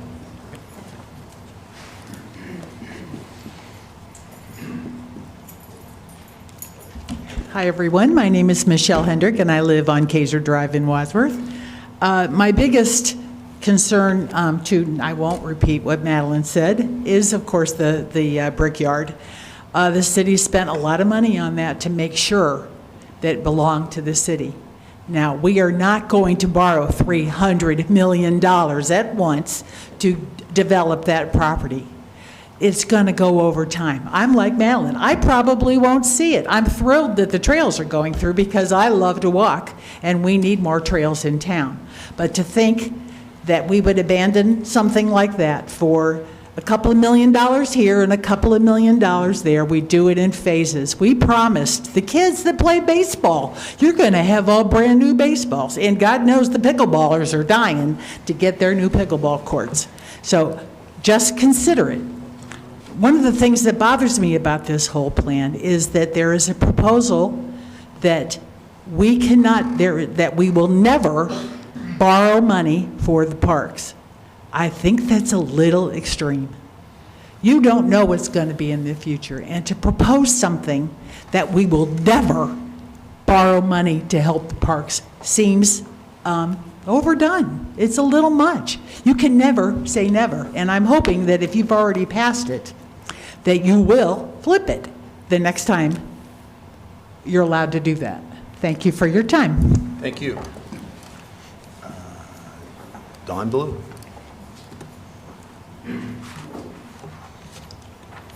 Okay, I'm going to try not to repeat. I'm going to try to be positive here. Thank you for taking consideration to involve the people and talking about the parks and the funding, also along with the cable. I would like to let a lot of people know that I love WCTV with all my heart. And I'm afraid of how the cable is going to affect WCTV. They are the heart and soul of this community. But I do know and I do understand that generational education here, we have to move forward. So if that involves going ahead and doing a streaming service, something for the city, if we completely take away cable, for example, then where does that leave the citizens? You know everybody's going to come and charge us. You know that. So please keep things like WCTV in your thoughts when we go forward thinking about the cable. I don't know all what's going on with it, but I am scared because I do know a lot of people are dropping cable out there. Does that affect Wadsworth? That's what we're trying to find out. Also, when it comes in regards to the parks, that is a big thing. So I only had so much time, so I had to build an AI program to come up with what I could. This is over 200 pages. 200 pages. This is at least from 2023 in regards to talking about the parks and the funding. One of them was an article that Robin was in talking about the parks in the beginning, and that funding would probably have to come from multiple sources. That includes loans, and that it would be up to City Council. There are plenty of meeting minutes in here. Many of you have been on council since then and have talked. Mr. Copley, you asked a lot of questions. So did you, Rosbert. You all asked a lot of questions in regards, and one of the big ones was, okay, we have growing sports associations in this town. Let's just be honest. You have so many people coming here that want to be here, part of the schools, part of the services, but the sports are growing. If you do not have kids which I don't luckily anymore on any teams, taking these kids to all these different ball games, it's a hassle. The community wanted to consolidate. So one of the things maybe that we could revisit is how these parks are being consolidated with different sports fields that are going to accommodate, yes, pickleball, but we also have lacrosse. This is really going to affect those parents and those people. We also have to take in consideration, nobody has talked about the marketing and how else we can get money for it. You're going to have a 4-place ball field. You can have the opportunity to bring in tournaments. What does that mean? 15 more seconds. What does that mean? That means you can sell off spaces to sponsors for a lot of money, okay? Just please keep in consideration with everything. I thank you for bringing things up. I'm sorry if people felt that I stirred the pot, but that's what we have to do as the people here, is to ask the questions if we want to get anything done. Thank you. Thank you.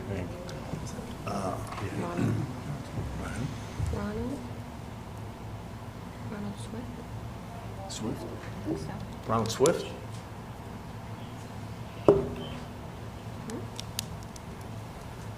342 Meadow Creek? I think that I signed along here. Okay, all right. I apologize, I thought it was just to show that I was here. Okay, no worries. And thank you for that.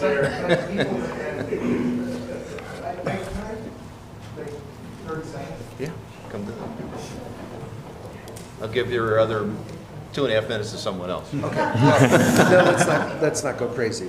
But I just want to say, A, thank you for being here, and thank you for what you do and the vast amount of time that you put into what you're doing.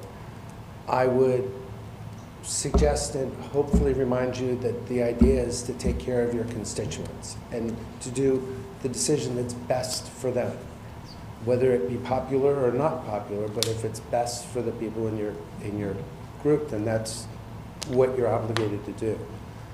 At the same time, it's not most important to be right. It's most important to figure out a way to come together and have. I'm a firm believer in vigorous debate. I think vigorous debate is the only way that we have any opportunity of seeing each other's side.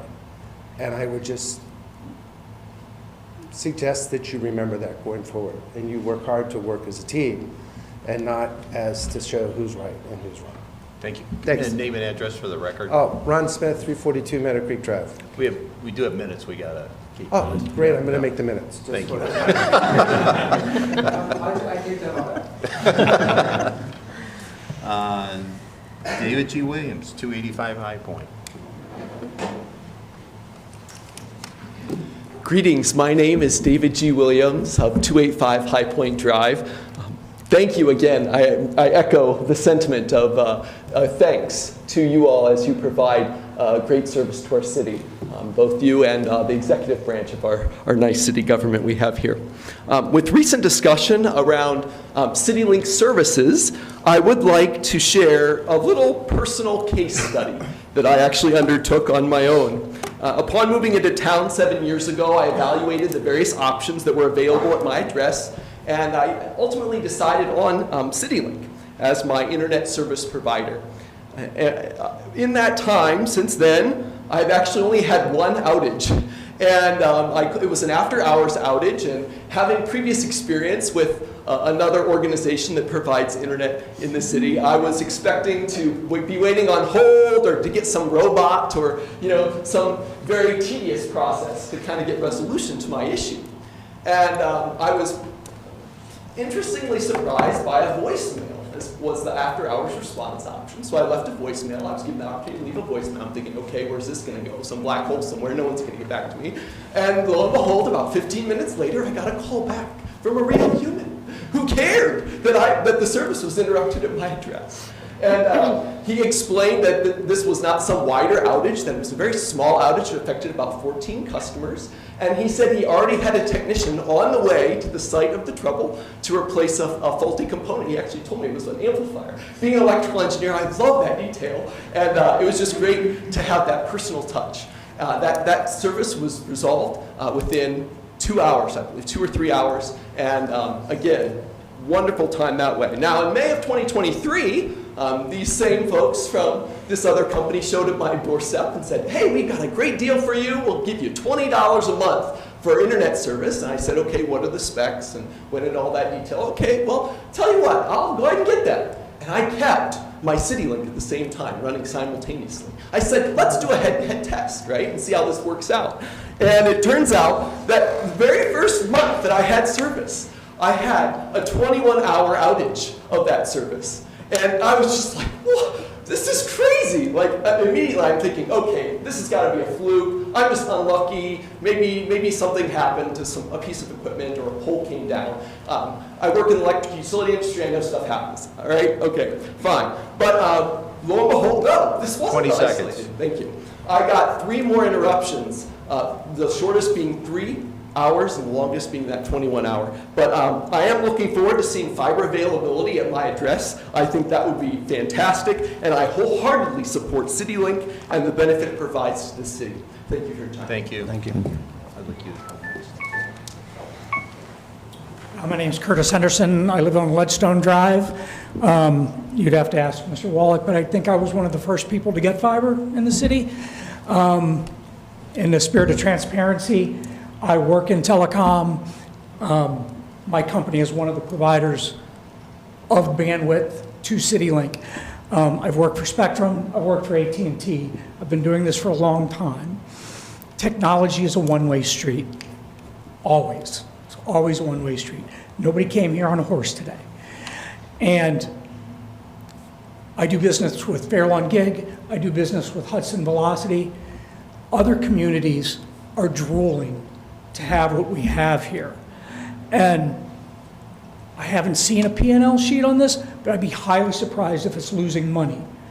I think we may be looking at a cost of expensive cable TV, which is expensive, and not looking at the overall profitability of CityLink. I will also tell you, and I can't believe I'm going to say this out loud, if it's just a question of money, I pay less for fiber than I was paying for coax from CityLink, and have a gig by gig. My wife is a CEO that works from home. She's on video calls all day. I'm the happiest man in the world because my wife is happy. So I would say this is akin to the conversation about parks. We have a city that traditionally has had an older population. Young people want to come here because of the parks, because of the schools, because so many young people work from home. That makes for a vibrant, solid community with a great tax base. I think a short sight here would be detrimental to all of us and the city as a whole. Cable TV's god-awful expensive. I would, and I'm sorry, Kevin, but I would probably be okay with if you quit offering TV. I don't use it. I use UTV. Most people stream. To stream, the fiber works. It's less expensive to maintain. And because most of it's going underground, it's great. And I'll say one last thing. Having worked for Spectrum, I swear to God, every day I came to work and I wasn't dressed like Darth Vader, I was surprised. The second thing is, in my neighborhood right now, Frontier is putting fiber. Well, they're hitting gas lines mostly, but they're trying to put in fiber. I think if you took 20 seconds to Google them, they are historically the worst rated telecom company in the world, and to take fantastic service away and offer higher prices from one company and just lousy service from the other is really short-sighted. Thanks for your time. Thank you. Thank you. Mr. Williams? Or, I mean, excuse me. Pardon me. Dave, Mr. Evans. I wanted to address the issue of parks. Wadsworth is well above the national standard for parks at 12.14 acres per 1,000 people. The national standard is 6.5 to 10 acres per 1,000 people. If we go ahead with the Brickyard expansion, I believe that's 205 acres, and that would put Wadsworth at around 20.42 acres, if I remember my calculations correctly. So I'm not really sure if we need to be twice the national standard. We're already above the national standard by 20%. It's, at twice that standard, it'd be enough for 40,000 residents, and I can tell you myself, if Wadsworth grows to 40,000 residents, I'll move. Thank you. Mr. Walling. Thank you. Kevin Wallach, CityLink. I came here tonight mostly to speak on behalf of the hardworking, dedicated employees of CityLink. Address, please. I'm sorry? Your home address? Oh, my home address is not in the city. I understand. Yeah, okay. It's 9140 Humberside. Okay. North Thank Canton, you. Ohio. Okay. I came here tonight to speak on behalf of the hardworking employees of CityLink and the City of Wadsworth, and for the 6,300 plus CityLink subscribers who are, by and large, very pleased with our service. Just a quick history, 30 years ago, city leaders here decided to give residents a choice. And that simple act of providing a choice for residents saves everyone money, regardless of whether or not you took the service or not. By creating a competitive environment, those competitors are forced into giving a lower price. Spectrum's price where I live is considerably higher than what they offer services for here, simply because we're here. I think it's important to note that part of being a full service provider is offering all parts, so you offer TV, phone, internet. All those things make you a full service provider. There are customers who do business with you because you have all of those services. Separating or dissecting some part of that does a couple of things. One, you're going to lose a customer who is looking for a full service provider. And number two, it's a well-known industry fact that customers churn at half the rate when they have multiple services. So a single service, they'll churn it twice as fast. You would constantly chase trying to replace the lost customers. And so I think that that's a consideration. Mostly what I'm upset about is the way this was adjudicated in the public, and the information was just really misleading. We do make money every year. We do so because of the dedicated employees that work here and because of our loyal customer base.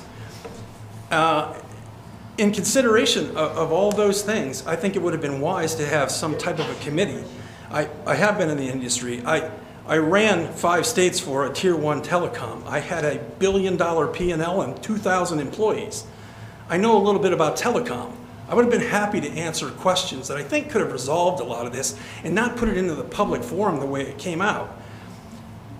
The way this was adjudicated in social media has created a couple of concerns for me. Number one, my employees are wondering whether or not they need to be looking for another job. That's really not what their focus should be on now. My customers are concerned about whether or not they're going to be here long term and do they need to consider someone else. Neither one of those things help us to achieve our goal. I think the best thing the council could do would be to listen to some of the information. I know Mike's put together all of the financial information, and I recognize that you wanted that earlier, but keep in mind, he's also doing a budget book for everybody that's the same week, and the numbers were a moving target. 10 seconds. Okay, so I would ask that we have the opportunity to speak to those things, because I think you'll find out that the value we offer for electric, because we provide service to all of electric, WCTV, we fund WCTV. We want to be here for the long run. What we need is more help in getting our customers installed. Thank you. You bet. Anyone else like to address council? Yes, please. Come to the...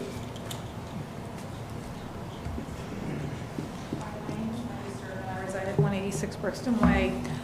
Just a couple things. I just want to bring out that just some concerns, and I need to be a better citizen and educate myself more.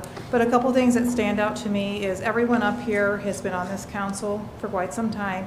You all approved everything that you now want to pull back, whether it be the parks, the Brickyard, CityLink, whatever the issue is. Why is it that any time there's a budget issue or a crisis, it's the residents that have to take the hit? Why isn't it looking at the city's budget?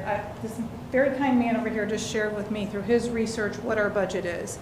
And our revenue has went down over the past 3 years, but the salaries of city workers have went up. What are we paying? Why doesn't anybody within the city take a hit? Private sector employers have not gotten raises. Health insurance, where I work, our health insurance is what, 31%. I bet if I did a little bit of research, and shame on me for not knowing tonight, how much are employees contributing to their plan? How much is the city paying for that? Which is the taxpayers, all these people here tonight, right? So why is it the parks, why is it the residents have to be the first to take the hit? So first it's CityLink, it's the parks, is it gonna be trash next?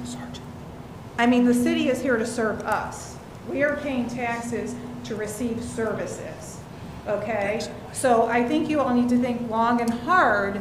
You're here because of us. We voted you in, we're paying your, whatever stipend you get for being on council. I know you all have access to health insurance as well. You all get to contribute into pension maybe, I don't know. Yeah. But at the end of the day, why is it that the citizens are taking the hit first? Why are you not looking around and looking at, have you given raises this year? Has your health insurance went up? Are employees paying more? Why is it the parks that we use? Why is it the CityLink that everyone likes? Why is it the Brickyard? And again, you all voted for this. You all approved this. Why wasn't there better planning to look at forecasting ahead, thinking we might not have this money? That's all I have to say. Thank you. Is there anyone else that would like to address council? Please come forward.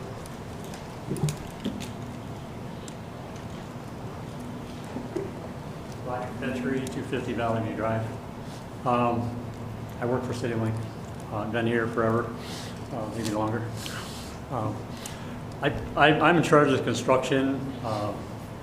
I was here day one when we did the build for the cable, when it was just cable TV, and we built everything correctly. We went above and beyond to make sure that it was a system well above what was out there, and we built for the future. For example, in the underground, we installed conduit for everything. And that's what cable is in. Now we're spending $10 million to switch everything over to fiber, which is the right thing to do. The bandwidth of which everybody uses is more and more every day. The cable can't sustain that. The fiber can. The conduits allow us to put all that fiber right where the cable was out without digging everybody's yards up. Services. Every house that we went to in this town, we put a service underground to that house. It's already there. So all we're doing is pulling the cable out, we're pulling the fiber in. Saving the city a ton of money. Cable TV prices keep going up. That's all because of providers. I mean, everybody, every channel that's out there, we have to pay for. And that's why your cable bills go up, because everybody else's channels, Fox 8, they want $8 for every subscriber to be on their system. So you're paying $8 to watch Fox 8, which used to be free. When you add that up by however many, that's why the cable is so high. When you're on fiber, everything is streaming. You do not have that. The cable will go away. You will not have to pay all that programming. Everything will be revenue-based. Everything will be on the plus, not the minus. And there should be more than enough money to do lots of projects, including parks, when it comes down to that. Thank you. Is there anyone else that would like to address council this evening?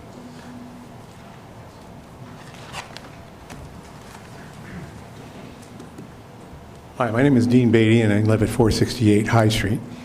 And I've been living here for 5 years, and I grew up in Copley.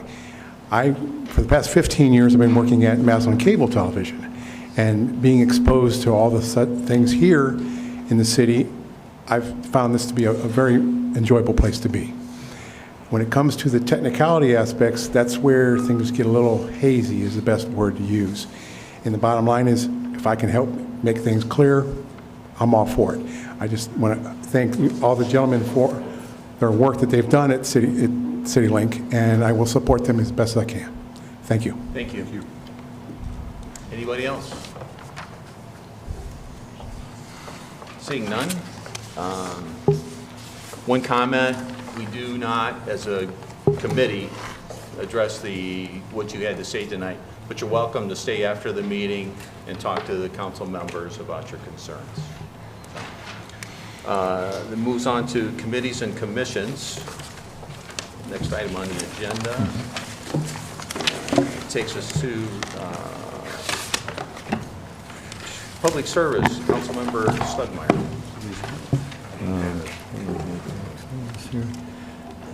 The Public Service Committee will meet on Tuesday, November the 11th at 5:30 p.m. here in council chambers. Thank you. Public Safety, Councilmember Copley. Thank you, Mr. President. The next meeting of Public Safety is Wednesday, November the 12th at 4:30 p.m. here in council chambers. Public Waste Committee, Councilmember Rossford. Thank you, Mr. President. Public Ways will meet Monday, November 10th, here in council chambers at 6 p.m. Economic Development Planning, Councilmember Yurcheck. Thank you, Mr. President. Economic Development and Planning will next meet on November 10th at 5 p.m. in council chambers. Thank you. Committee of the Whole met tonight at 5:30 to discuss the items on our agenda tonight. Airport Commission, Councilmember Stugmeyer. Thank you, Mr. President. The Airport Commission will next meet on Wednesday, January the 17th in 2026, 4 p.m. here in council chambers. Stormwater Commission, Councilmember Copley. Thank you, Mr. President. This next meeting of Stormwater Commission will be Tuesday, January the 13th, 5 o'clock p.m. here in council chambers. The last meeting had to be canceled due to lack of a quorum. Okay. Shade Tree Commission, Councilmember Hines. Thank you, Mr. President. The Shade Tree Commission will meet Tuesday, October 28th at 5 o'clock here in council chambers. Cemetery Board, Councilmember Yurcheck. Cemetery Board will next meet on November 19th at 5 p.m. in council chambers. Cable TV Commission, Councilmember Copley. Thank you, Mr. President. Next meeting will be Thursday, December the 14th at 4 o'clock p.m. here in council chambers. And Senior Citizens Commission, Councilmember Parrish. Yes, thank you, Mr. President. The Senior Citizens Commission next meets on Monday, December 1st at 3:30 at the Suprema Center. And that takes us to the legislation. Will the clerk please read the legislation? Was there correspondence? Oh, there is yeah. correspondence, yes, we skipped that. Come on. Mr. President, I think we skipped it. All right, yes, I did receive 2 items from the Ohio Division of Liquor Control regarding new liquor permits. The first one is for MAPCO, located at 1051 North High Street, and the second one is for Grizzly Arcade, located at 129 Broad Street. If council does not object, I'll return the applications to the Division of Liquor Control by the end of the week. And I turn to the safety director and ask if we have had any issues at 1051 High Street or the other arcade location with liquor permits. Thank you, sir. No issues to report at either location. Okay, thank you. Okay.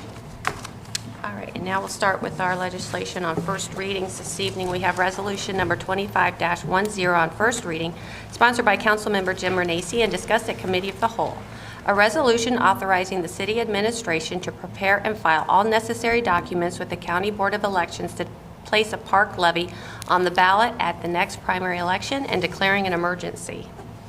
Mr. President, I move that we place resolution number 2510 on second reading. Second. All in favor? Aye. Any opposed? Resolution number 2510 has been placed on second reading. Resolution number 25-11 on first reading, sponsored by Councilmember Jim Renacci and discussed at Committee of the Whole. A resolution requesting that the city administration begin the process of rolling back the city's provision of cable, internet, and fiber services and to cease further expansion of such services and declaring an emergency. Mr. President, I move that we place resolution number 2511 on second reading. Second. All in favor? Aye. Any opposed? No. We have one no. Mr. Stugmeyer? Resolution number 2511 has been placed on second reading. Ordinance number 25-178 on first reading, sponsored by Councilmember John Yurcheck and discussed at Economic Development and Planning. An ordinance authorizing the execution of a development and tax increment financing agreement with Addison Wadsworth LLC and declaring an emergency. Mr. President, I move that we place ordinance number 25-178 on second reading. Second. All in favor? Aye. Any opposed?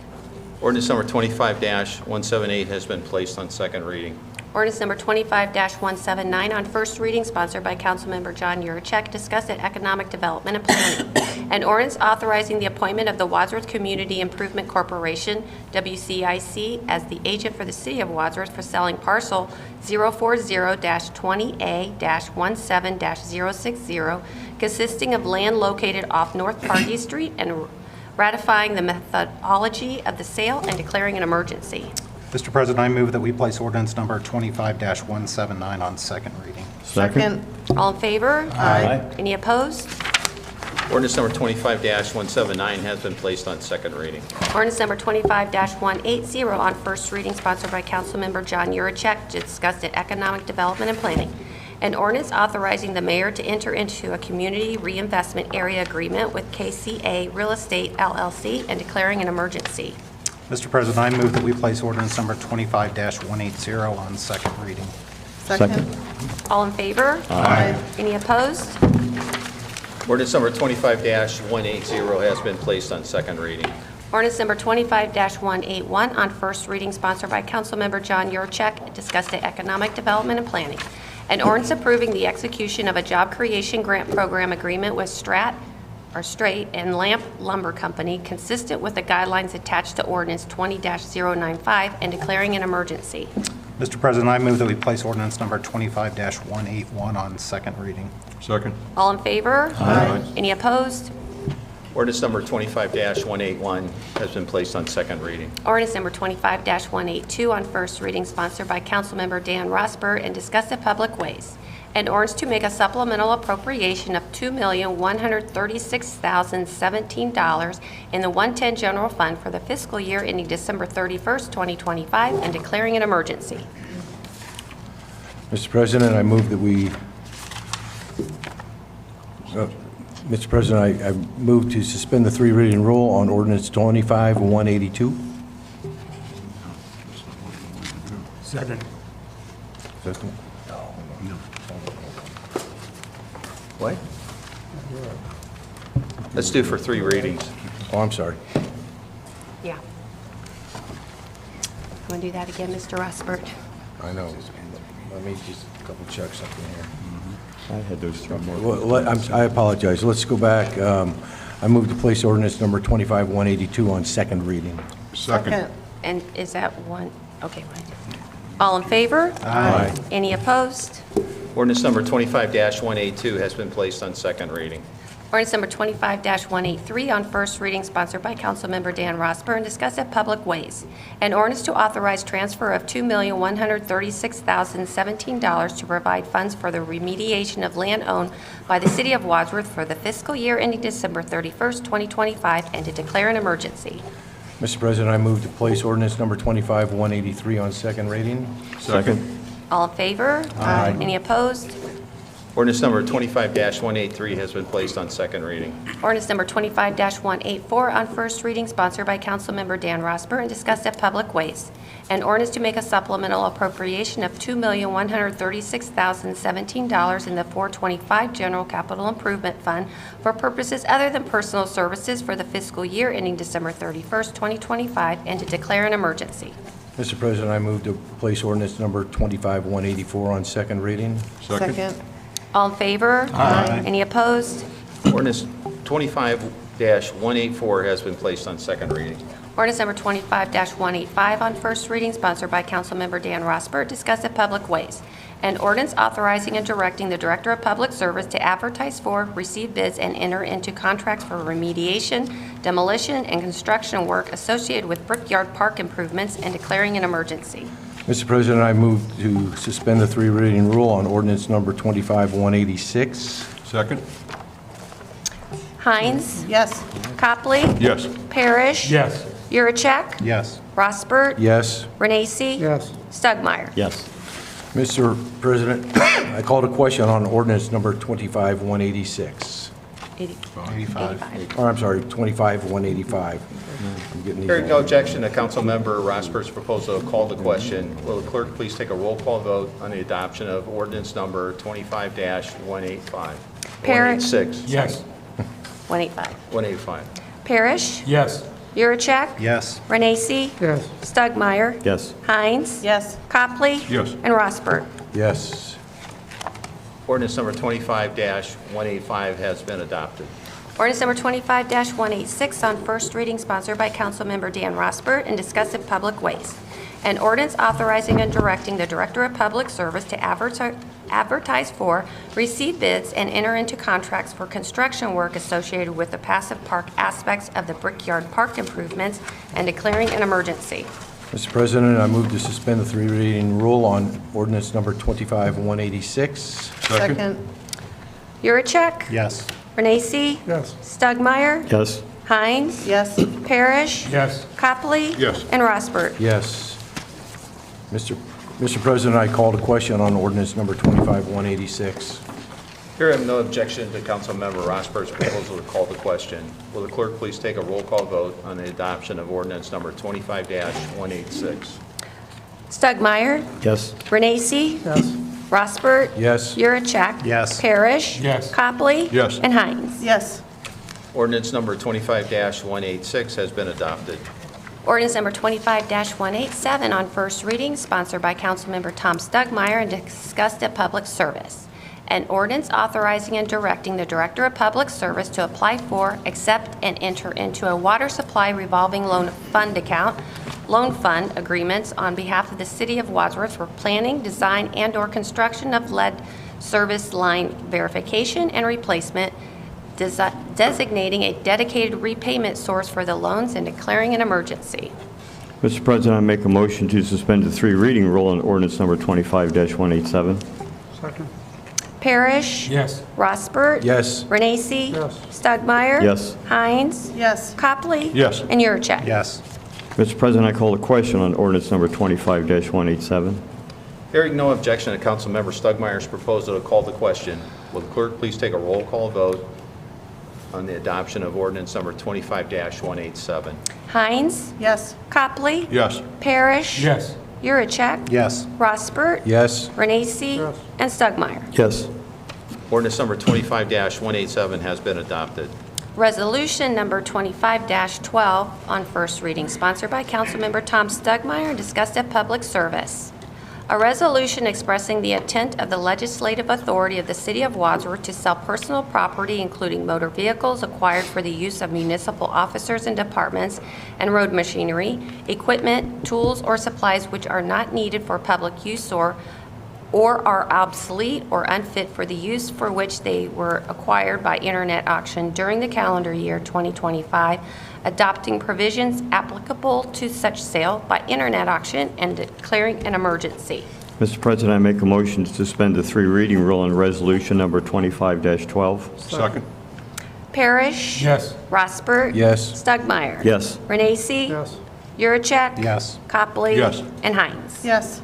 Mr. President, I call the question on resolution number 25-12. Hearing no objection to Councilmember Stugmeyer's proposal to call the question, will the clerk please take a roll call vote on the adoption of ordinance number 25- or resolution number 25-12? Copley? Yes. Yurcheck? Yes. Stugmeyer? Yes. Renacci? Yes. Rossbert? Yes. Parrish? Yes. And Hines? Yes. Resolution number 25-12 has been adopted. Ordinance number 25-188 on first reading, sponsored by Councilmember Tom Stugmeyer, discussed at public service. An ordinance authorizing and directing the Director of Public Service to apply for, accept, and enter into a water supply revolving loan account, WSRLA, agreements on behalf of the City of Wadsworth for planning, design, and/or construction of the water system looping improvement project, designating a dedicated repayment source for the loans and declaring an emergency. Mr. President, I make a motion to suspend the three reading rule on ordinance number 25-188. Second. Rossbert? Yes. Copley? Yes. Parrish? Yes. Yurcheck? Yes. Hines? Yes. Renacci? Yes. Stugmeyer? Yes. Mr. President, I call the question on ordinance number 25-188. Hearing no objection to Councilmember Stugmeyer's proposal to call the question, will the clerk please take a roll call vote on the adoption of ordinance number 25-188? Stugmeyer? Yes. Parrish? Yes. Hines? Yes. Yurcheck? Yes. Renacci? Yes. Rossbert? Yes. Copley? Yes. Ordinance 25-188 has been adopted. And our second readings, resolution number 25-06 on second reading, sponsored by co-sponsored by council members Ralph Copley, Jim Renacci, and David Parrish, and discussed at committee of the whole. A resolution establishing the policy of the Council of the City of Wadsworth, Ohio to limit the approval of borrowing to critical infrastructure and safety and security needs. Mr. President, I'd like to suspend the three reading rule on resolution number 25-06. Second. Rossbert, Yes. Stugmeyer, No. Copley, Yes. Renacci, Yes. Parrish, Yes. Hines, Yes. Yurcheck. No. Mr. President, I'd like to move resolution number 25-06 to third reading. Second. All in favor? Aye. Any opposed? Resolution number 2506 has been moved to second reading. Third reading. Third reading, excuse me. Resolution number 25-07 on second reading, co-sponsored by council members Jim Renacci, Ralph Copley, and David Parrish, and discussed at committee of the whole. A resolution declaring that the council of the city of Wadsworth will not authorize the incurrence of debt or borrowing of funds for park renovations. Mr. President, I'd like to suspend the three reading rule on resolution number 25-07. Second. Let's start with Parrish, Yes. Hines, Yes. Yurcheck, No. Copley, Yes. Renacci, Yes. Stugmeyer, No. Rossbert. Yes. Mr. President, I move resolution number 25-07 to third reading. Second. All in favor? Aye. Any opposed?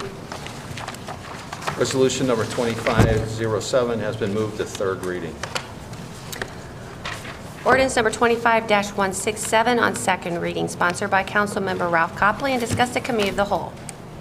An ordinance providing for the issuance and sale of notes in the maximum principal amount of the $555,000 in anticipation of the issuance of bonds for the purpose of paying the cost of the acquisition, construction, and installation of a bulk water fill station, including design and engineering work, and together with all necessary appurtenances thereto, and declaring an emergency. Mr. President, I'd like to move ordinance number 25-167 to third reading. Second. All in favor? Aye. Any opposed? Ordinance number 25-167 has been moved to third reading. Ordinance number 25-168 on second reading, sponsored by Councilmember Ralph Copley and discussed at committee of the whole. An ordinance providing for the issuance and sale of notes in the maximum principal amount of $415,000 in anticipation of the issuance of bonds for the purpose of paying the cost of the construction of the City Hall parking lot for use by the city by paving, grading, and curbing and providing necessary lighting, security fencing, gates and cameras, and drainage improvements together with all necessary appurtenances thereto, and declaring an emergency. Mr. President, I'd like to move ordinance number 25-168 to third reading. Second. All in favor? Aye. Any opposed? Ordinance number 25-168 has been moved to third reading. Ordinance number 25-169 on second reading, sponsored by Councilmember Ralph Copley and discussed at committee of the whole. An ordinance providing for the issuance and sale of notes in the maximum principal amount of $2,860,000 in anticipation of the issuance of bonds for the purpose of paying the cost of the downtown improvement project, including designing, engineering, constructing, acquiring, renovating, and improving downtown infrastructure, including public roadways, streets, and parking lots, and related curbs and gutters, grading on street parking, sidewalks, water mains, sanitary sewers, and storm sewers, utility conduits, traffic and pedestrian signals, landscaping, and otherwise improving the sites thereof, and equipment and appurtenances as may be necessary in connection with therewith, and declaring an emergency. Mr. President, I'd like to move ordinance 25-169 to third reading. Second. All in favor? Aye. Any opposed? Ordinance number 25-169 has been moved to third reading. Ordinance number 25-171 on second reading, sponsored by Councilmember Ralph Copley, discussed at committee of the whole. An ordinance providing for the issuance and sale of notes in the maximum principal amount of $450,000 in anticipation of the issuance of bonds for the purpose of paying the cost of the construction of the Southwest Park downtown municipal parking lot and for use by the city by paving, grading, and curbing, and providing necessary lighting and drainage improvements, and the addition and construction of a public pavilion space together with all necessary appurtenances thereto, and declaring an emergency. Mr. President, I'd like to move ordinance number 25-171 to third reading. Second. All in favor? Aye. Any opposed? Ordinance number 25-171 has been moved to third reading. Ordinance number 25-172 on second reading, sponsored by Councilmember Ralph Copley, discussed at Committee of the Whole. An ordinance providing for the issuance and sale of notes in the maximum principal amount of $1,170,000 in anticipation of the issuance of bonds for the purpose of paying the cost of improving the sanitary sewer system, including sanitary sewer rehabilitation and installation of cured-in-place sanitary sewer pipe and manhole rehabilitation, including all appurtenances, and declaring an emergency. Mr. President, I'd like to move ordinance 25-172 to third reading. Second. All in favor? Aye. Any opposed? Ordinance number 25-172 has been moved to third reading. Ordinance number 25-173 on second reading, sponsored by Councilmember Ralph Copley and discussed at Committee of the Whole. An ordinance providing for the issuance and sale of notes in the maximum principal amount of $645,000 in anticipation of the issuance of bonds for the purpose of paying the cost of the acquisition, construction, replacement, and installation of approximately 3,000 feet of water lines along Tolbert Street, including design and engineering work, and together with all necessary appurtenances thereto, and declaring an emergency. Mr. President, I'd like to move ordinance 25-173 to third reading. Second. All in favor? Aye. Any opposed? Ordinance number 25-173 has been moved to third reading. Ordinance number 25-174 on second reading, sponsored by Councilmember Ralph Copley, discussed at Committee of the Whole. An ordinance providing for the issuance and sale of notes in the maximum principal amount of $1,990,000 in anticipation of the issuance of bonds for the purpose of paying for the cost of the acquisition and installation of water system meters for use by the water system, together with all necessary appurtenances thereto, and declaring an emergency. Mr. President, I'd like to move ordinance number 25-174 to third reading. Second. All in favor? Aye. Any opposed?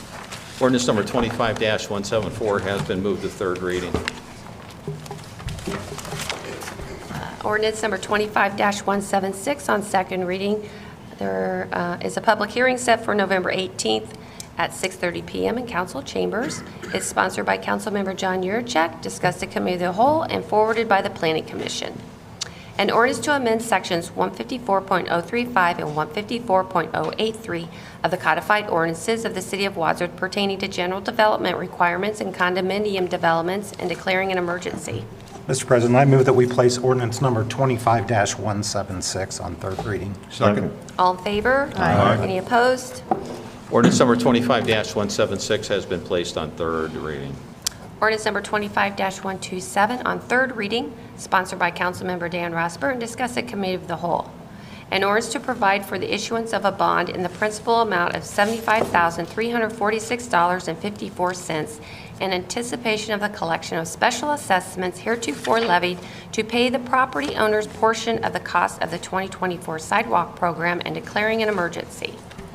Mr. President, I called a question on ordinance number 25-127. Second. Stugmeyer? Yes. Oh, I'm sorry. Oh, wait a minute. Yep. Hearing no objection to Councilmember Rosberg's proposal, call to question. Will the clerk please take a roll call vote on the adoption of ordinance number 25-127? Stugmeyer? Yes. Copley? Yes. Renacci? Yes. Parrish? Yes. Hines? Yes. Yurcheck? Yes. And Rosberg. Yes. Ordinance number 25-127 has been adopted. Ordinance number 25-128 on third reading, sponsored by Councilmember John Yurcheck and discussed at Economic Development and Planning.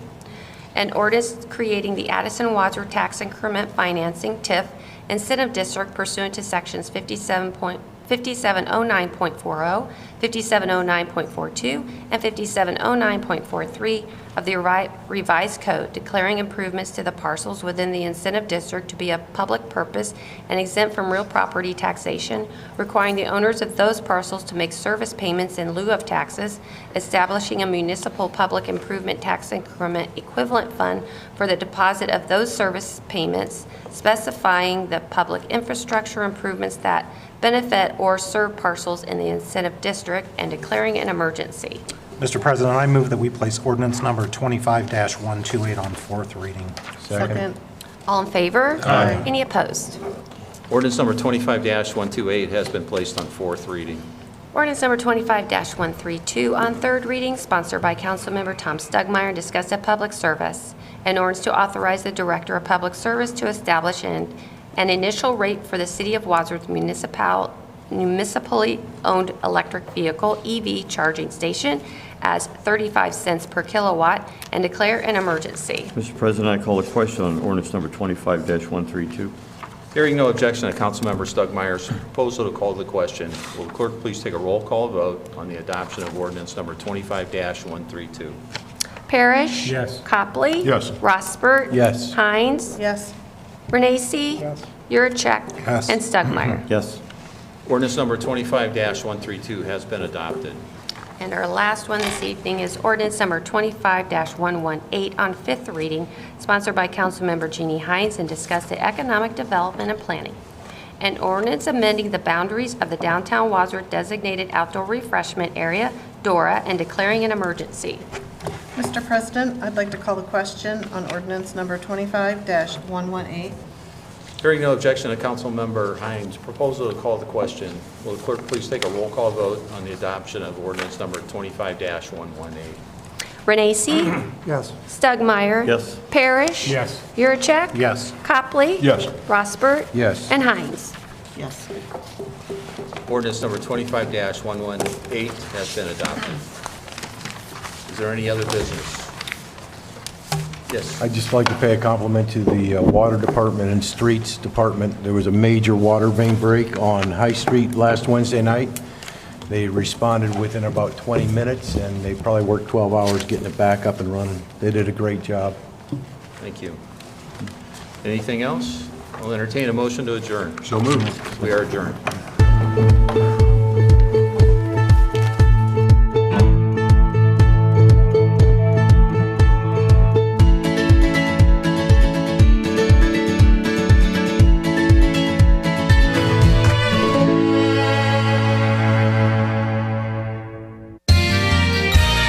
You are watching WCTV, Wadsworth Community Television.